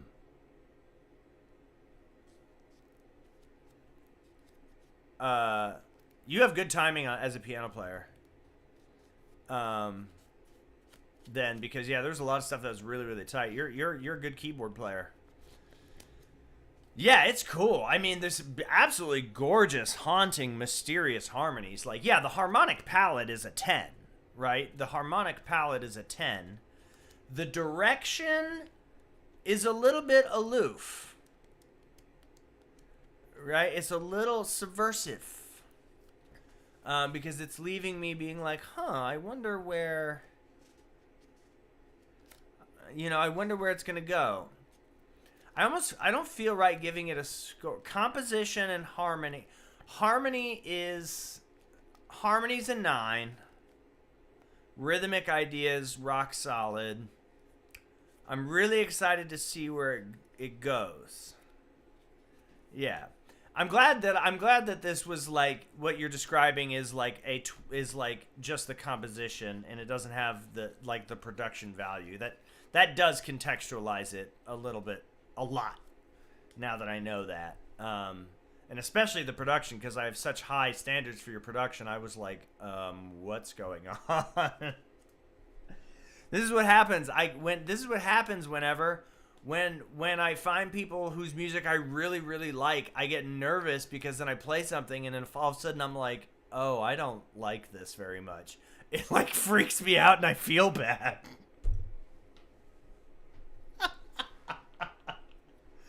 You know, it's like your kid has like the shittiest drawing and you're like, oh, I don't even think I want to put that on the fridge. Or like, you put your kid's shitty drawings on the fridge, but when company comes over, you take them down. That's not the case with you. I'm laughing at this. Like, it makes me like I am at a point where I get nervous listening to McNeil's music because I'm like, if it's a miss, I don't know what I'm gonna say. I'm gonna feel weird. But. I mean, yeah, your harmonic vocabulary and your approach to harmony is I love your palette. You know, that can't be taught, that can't be overstated. It's beautiful music. I want to hear the final product. So I don't really feel. Yeah, I didn't see that as pre-production. I should have paid better attention. I don't know if I could give this a score. A TBD out of 10. TBD out of 10. That's where we're gonna go.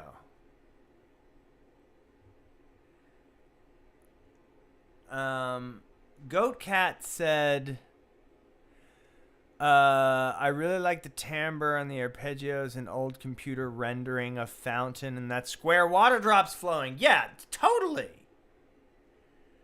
Yeah, no, I agree with, yeah. And that, again, okay, so that's what I'm saying. Like, I'm hearing the elements and I'm like, is this what it's... No, okay, to use a food analogy, it's more like an 8-course meal, but it's all the show food. You know, it's like spray-painted plastic, and I'm like, wait a minute. So do we get to eat it? And you're like, no. You don't get to eat it. I'm like, wait, why not? You're like, well, it's not cooked yet. I'm like, well, hold on. You're like, no, I'm just showing you what it's going to be.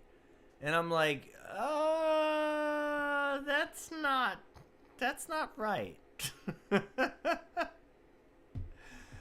Okay, too much otherness. All right, I love you. I love the music. All right, it's time. No introduction. The man, the myth, the legend. My favorite composer, McNeil Sketchley.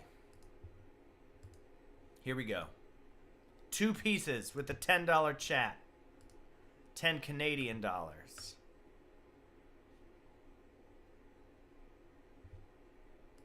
Lily can't come to the phone now.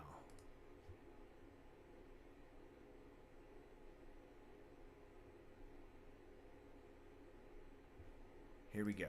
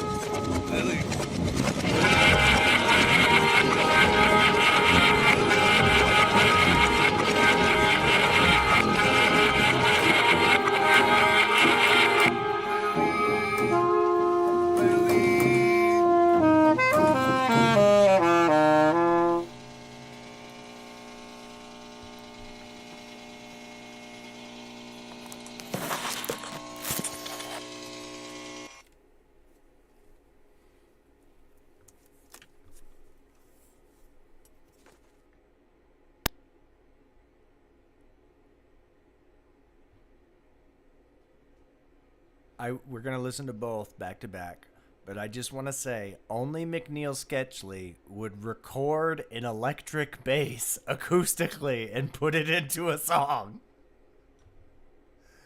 The electric bass recorded acoustically. I'm gonna say that again. Electric bass recorded acoustically. I just want to make sure.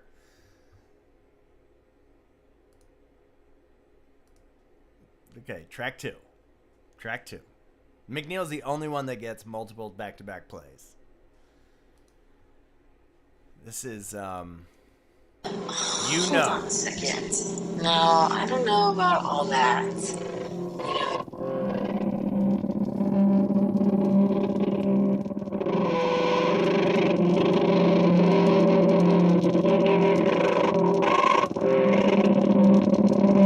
Bro, how does he do it?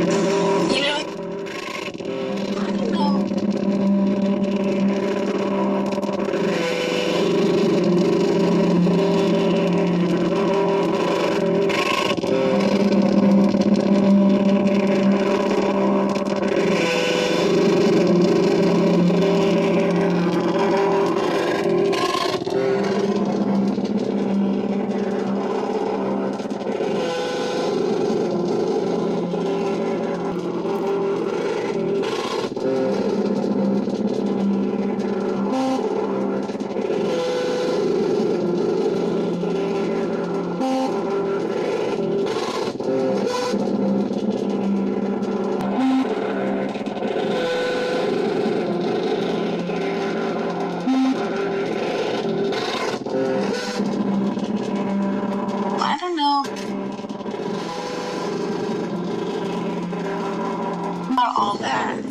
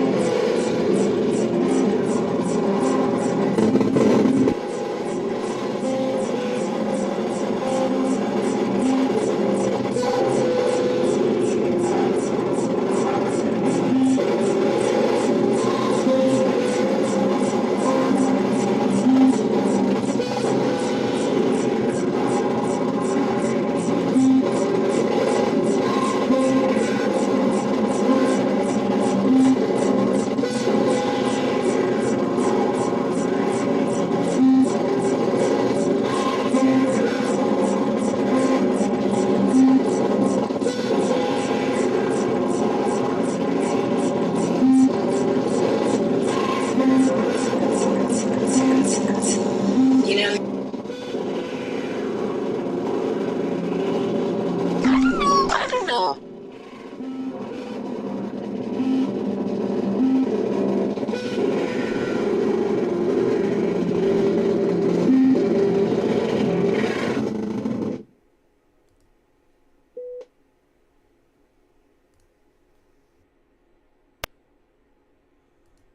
Okay. All right, so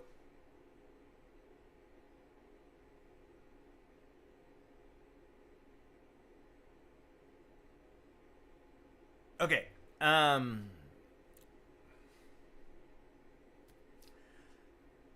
I love the through line between going from this like crazy sort of like crust punk saxophone like chopped up saxophone rock, And then immediately following up with, I don't know about all that, was beautiful and hilarious.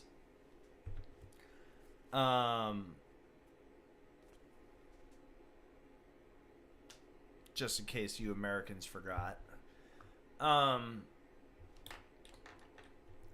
love Lily Can't Come to the Phone right now. The like chopped, diced up, kind of stretch, manipulated, like having a guitar groove played, like it's like, it kind of sounds like you've stretched the samples into fractals and then chopped them up. It was like playing, like if you chopped up a guitar groove to make a guitar groove. I don't know if that makes sense, but like, when you take an audio file and you stretch it, not like, oh, it was 83 BPMs and now it's, 64 BPMs, but it's like, oh, it was 80 BPMs and now it's 0.02 BPMs, and you get these weird sort of fractal type,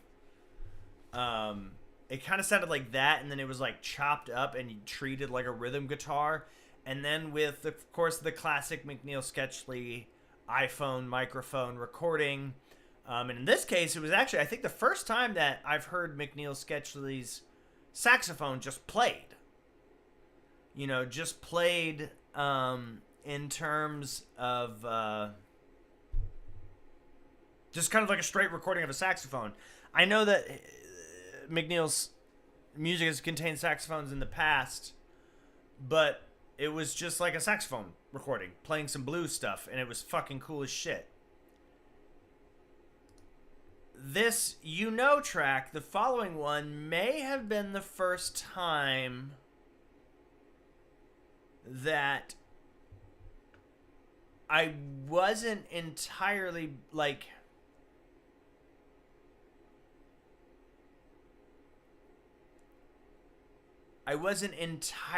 blown away.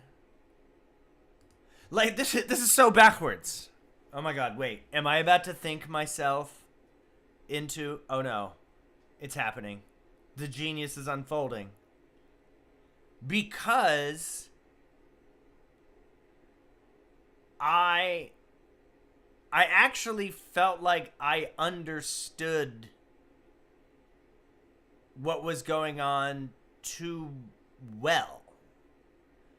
Like the fax machine kind of, the drone, whatever the fuck that was. I mean, really wacky. Like, what is this?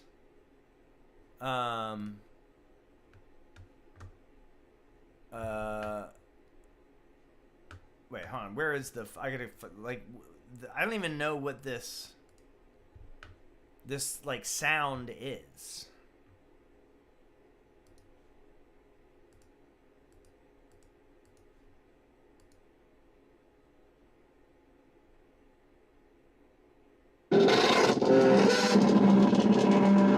I don't know. Wait, is that just scratching the guitar strings? It's either like you're scratching the guitar strings near the pickup, or it's like a fax machine having an aneurysm and an orgasm at the same time. Not all that.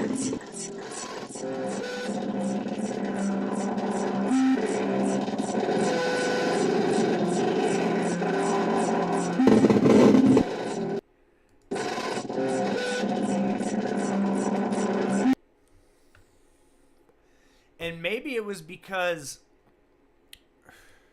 Huh.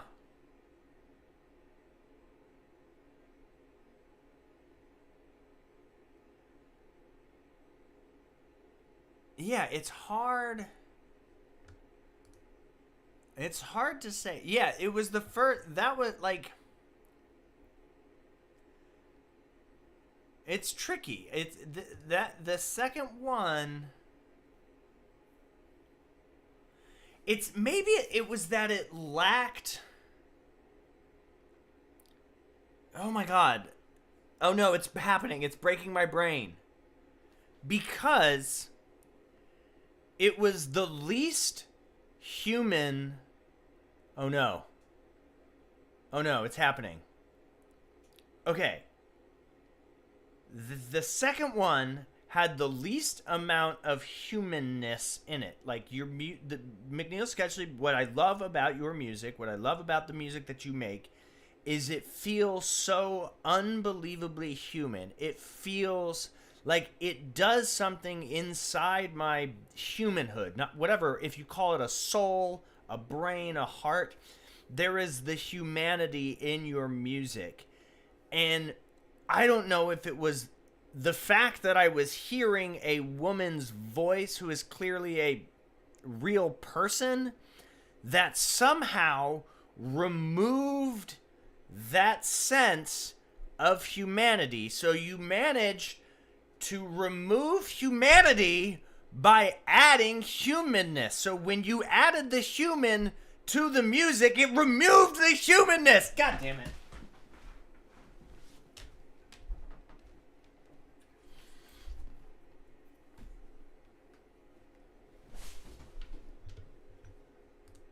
You win. Unfucking believable. Unfucking believable. Unfucking believable. The one time that you so obviously put people, you add people, you remove the person.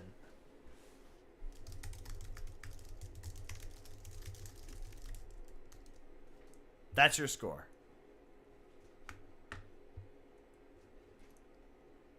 And also, fuck you for playing just groovy, crushy, crust punk, iPhone, saxophone, rock music, and then something that is just so entirely not that. Dude, it was like, that was like a sexy nurse coming in and giving you a blowjob and then being like, oh, by the way, you have cancer.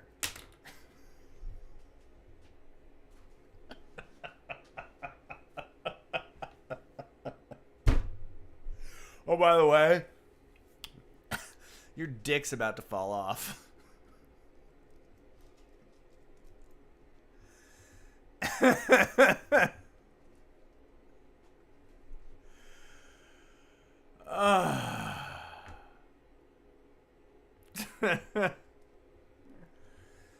Oh. Can't wait for the album. I will be the first person to buy it.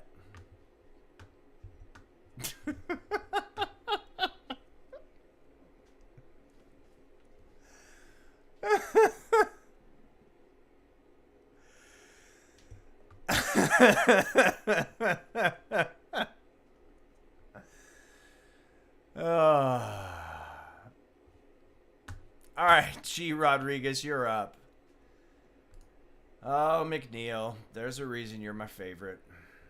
All right, I need to cleanse my brain from that. That was too much thinking. No, it was the perfect amount of thinking. All right, G. Rodriguez with... And then we'll finally get to literally nothing. And then that'll probably be it for the night. Because I gotta fly tomorrow. G. Rodriguez, what is your name in the thingy? I feel like I'm not seeing it.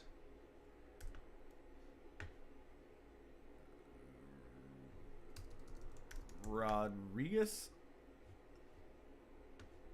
I'm seeing something from... Oh, low read expert maybe? Is that you?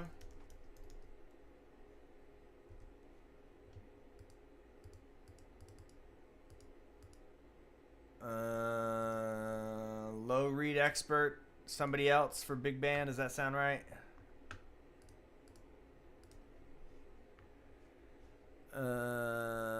Shark and then literally nothing. Oh,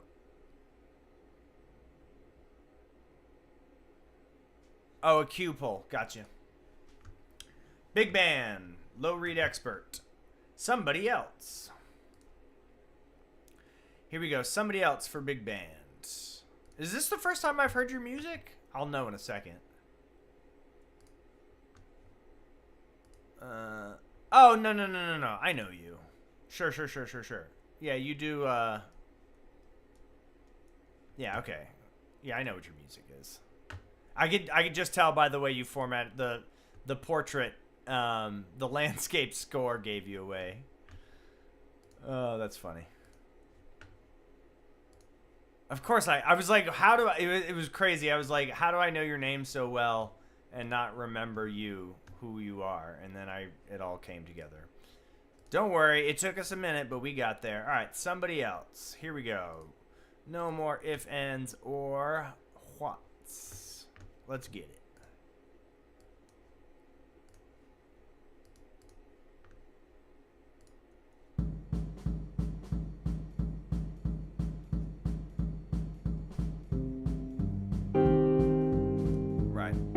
The diatonic swing.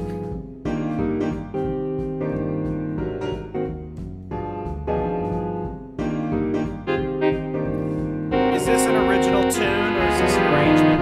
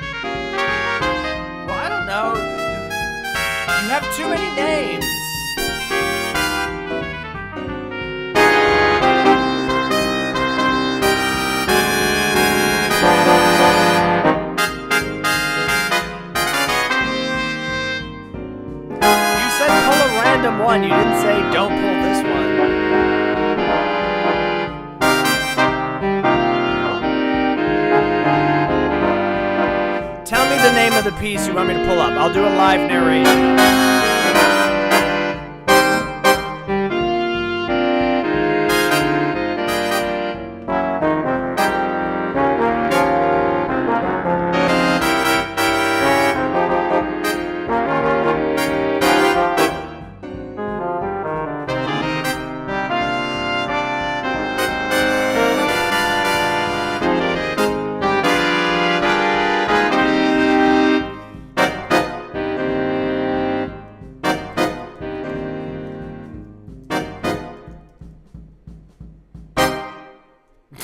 Okay, we just got to listen to.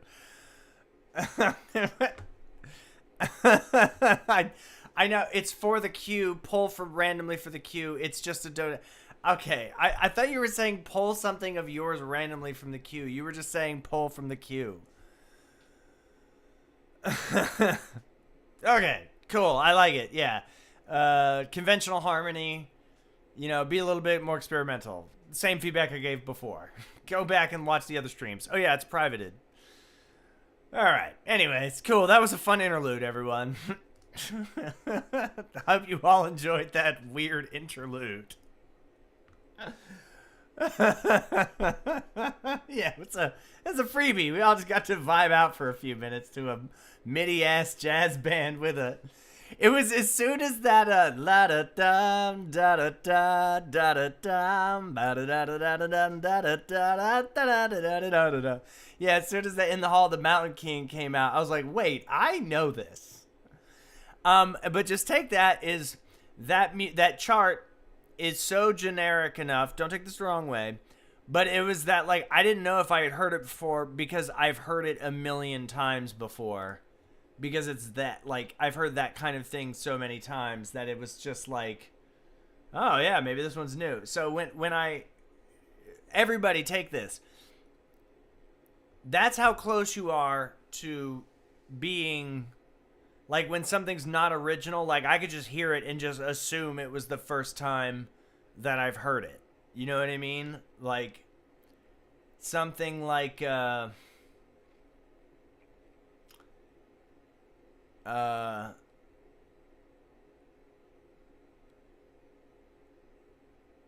like that winter piece from earlier, I would recognize that immediately. I'm like, oh, that's a very because the melody was distinct. I would immediately remember, oh yeah, I heard this. Like it would take me 2 seconds to be like, oh wait, I already reviewed this.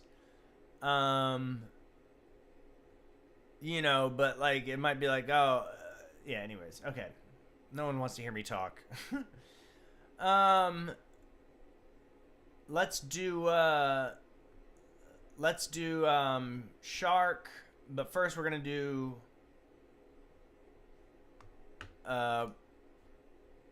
literally nothing. Literally nothing. What is your name?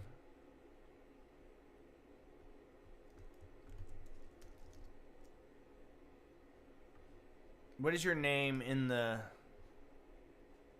I have something from last week. Extraterrestrial Encounters EDM. Here we go. Okay, here we go. We're live. Let's go. Literally Nothing Nothing by... No, oh my God. Extraterrestrial Encounter by Literally Nothing. Good Lord. Struggling over here. Struggle bus. I am not Jasmine, I am Aladdin.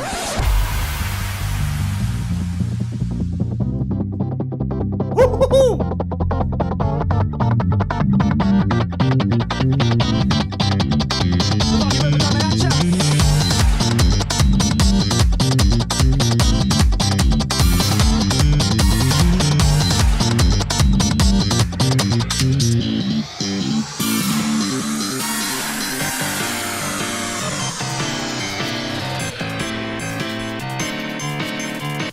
Get ready.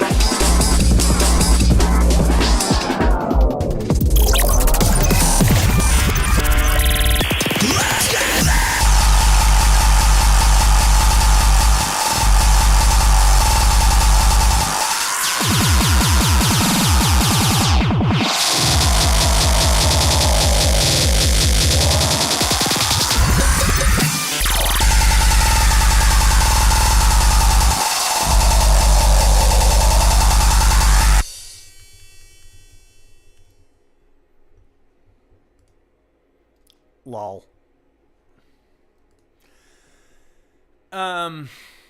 This is a genre I like to call BandLab Collage Art IDM. The fucking, like, what is that called? Hardcore? Like, break hardcore? That. Alright, I don't want to assume, but.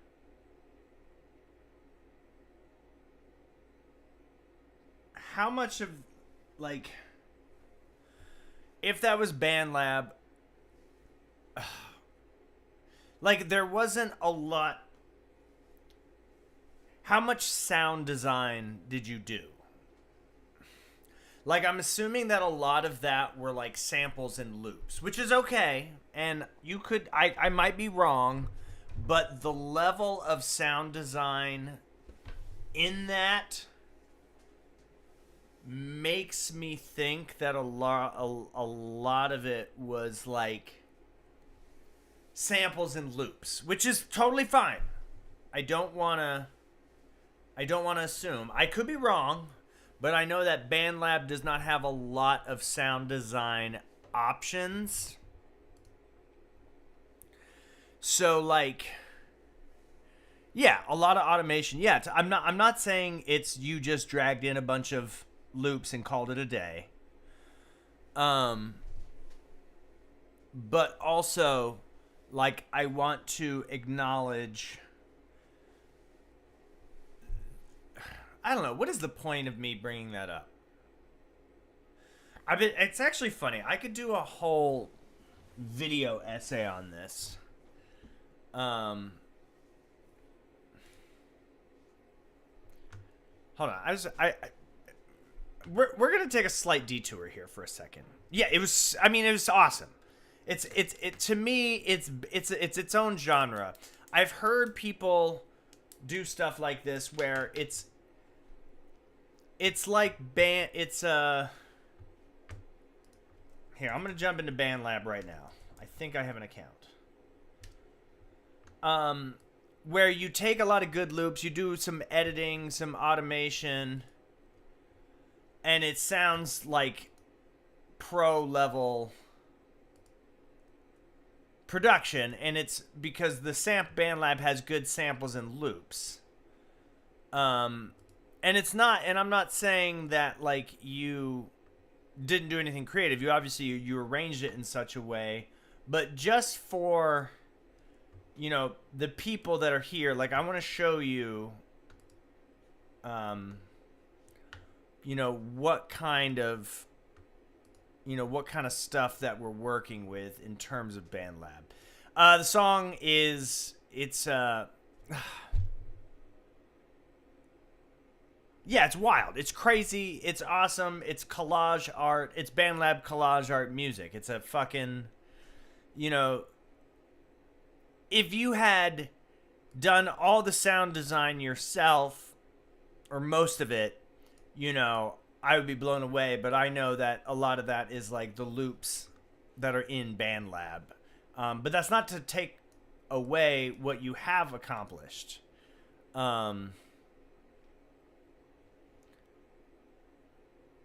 You also use Jumbox. So like, I don't want to discourage people. I don't want to discourage anyone. I don't want people to listen to that and be like, holy shit, I could never make that. Because it's like, that's a lot of loops that were used to make that. It wasn't as if all the sounds were made from scratch. But also, I don't want to discourage you who used a lot of loops and be like, oh, well, you just use loops, because there's no value in that either. So I don't want anyone to be discouraged. Everyone to be happy. Yeah, and then so taking these loops and adding some automation, you know, there's a lot of value in, you know, learning about it. So I will encourage you. So it's an 8 out of 10. It has to be an 8. It's 8 because it's awesome. I love the arrangement. Points docked because, you know, it's very loop heavy, and that's not a bad thing. So my little side business, I make a lot of trap beats. Like, I make a lot of beats. If I had sat down and did sound design for every single one of those, I'd be able to make like a beat every couple of days maybe. But like I ain't got time for that. You know, I make 4 or 5 beats a day to give to clients. Like I'm just grabbing a loop on Splice, pitch it, chop it up a little bit, throw some drums, call it a day. Like, you know, if the loop hits, it hits. There's like I don't have anything wrong with that whatsoever. It's just crazy.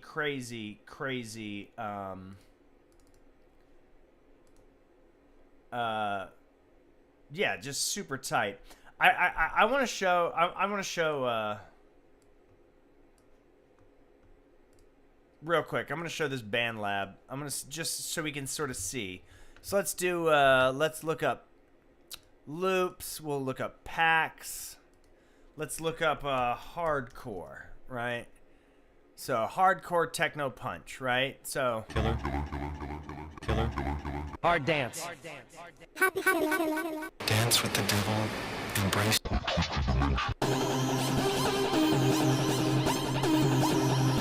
Right. So it's like I add something like this. Sure, set it. And it's like, okay, cool. So I've got. So now I've got this. I've got this cool little, and then. This distorted thing. And then I'm gonna loop that. Keep that building.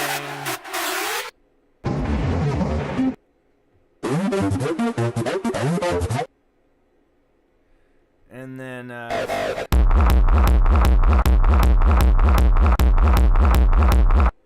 and then I add in.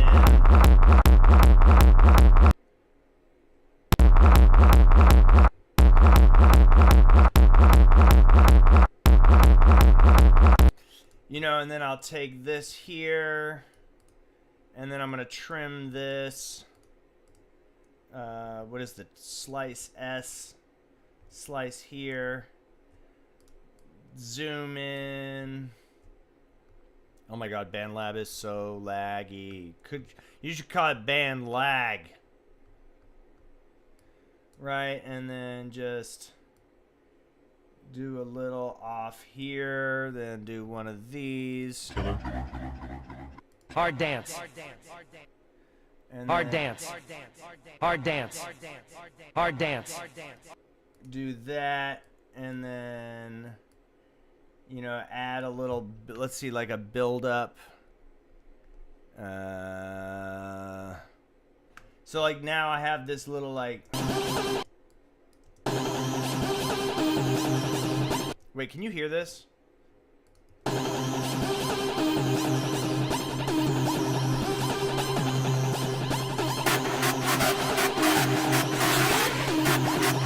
Hard dance.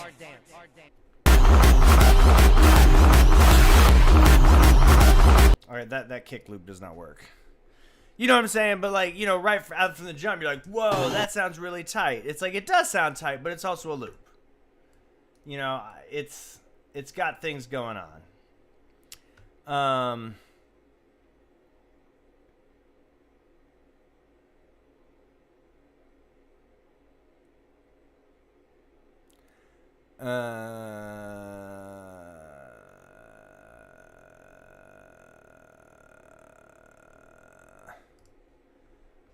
Let's see. Let's find a kick bar.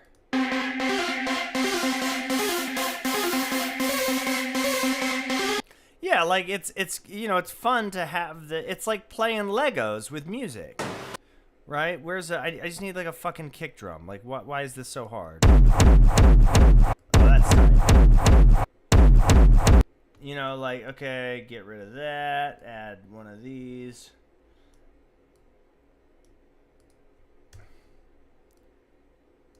I promise we'll get back to the music. All right, so yeah, now we have this sort of.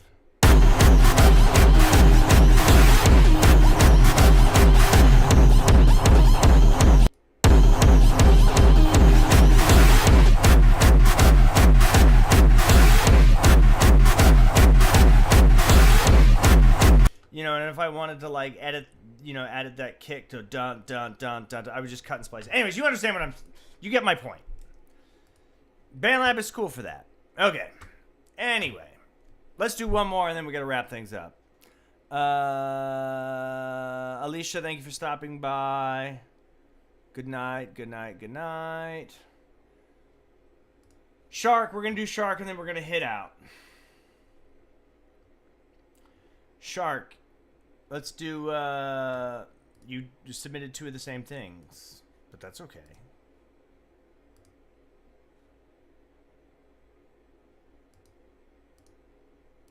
Here we go. Shark's Chiptune MIDI. This one's called SNBN.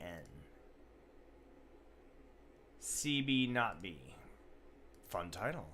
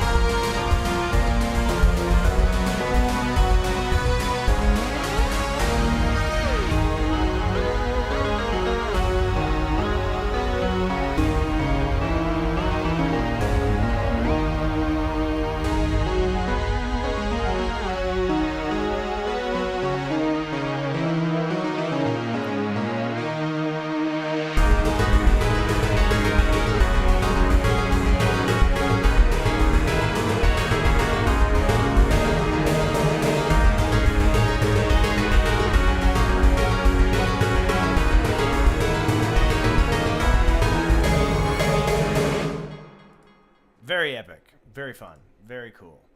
I want to hear a section where it's like, bum bum bum dum buddy da da dee da beep ba da da dum because it's don't you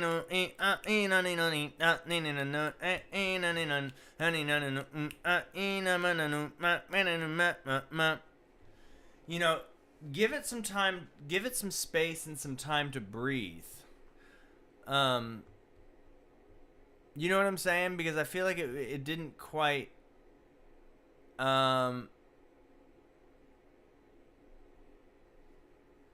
Sorry, somebody in the chat said one of your videos popped into my feed, and I think you were my piano teacher when I was a little kid. Elias, are you still here? I did have a student named Elias quite a few years ago, and that's really funny.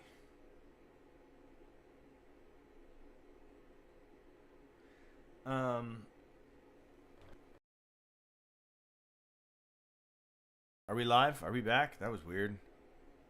Check. Oh my. No, we're back. Okay, that was weird. Sorry.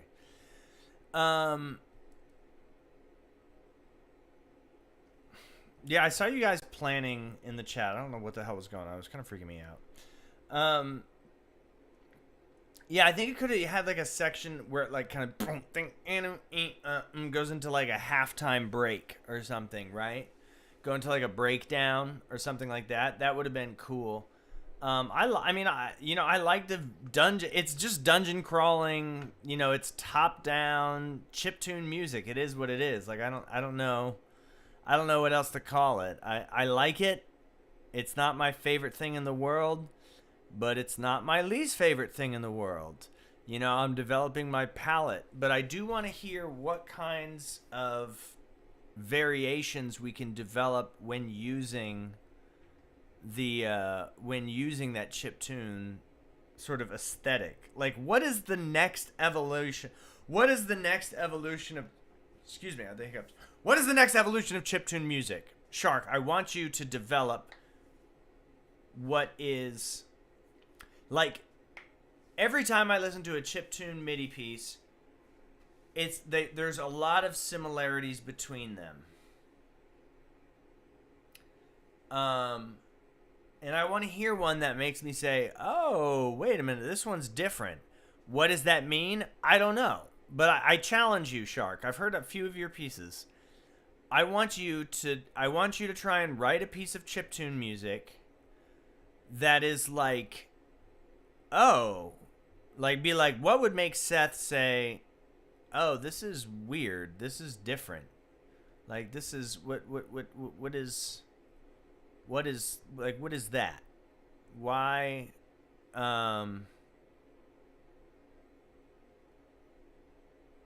it doesn't have a drop, yeah. So that would be kind of where my mind lands, is like, what can you do to make me say, that was weird, that made me think.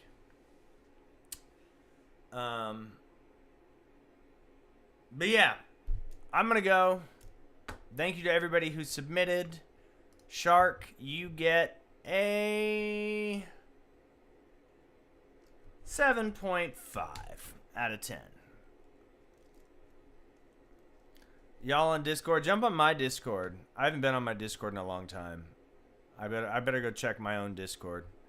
My Discord is popping, yo. I actually don't know. I haven't been on it in months. But my Discord is always active. I'm not very active on it. All right. I love you all. Peace, blessings to you. Be smart out there. Can you? Yes, Goat. I'm gonna get to you. Goat, I promise. Goat, your keyword is Noddle Thatcher. Write it down. Goat, Noddle Thatcher.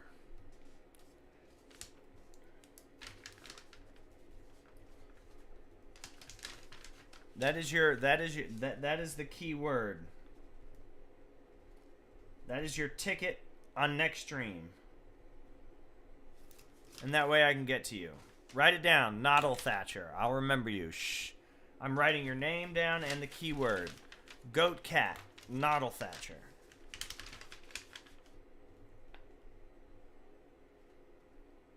I guess if I'm writing down your name, you don't need to remember the keyword. But I like the keywords. It makes it fun. Good night, everyone. McNeil, what was the video, Ben Jordan, about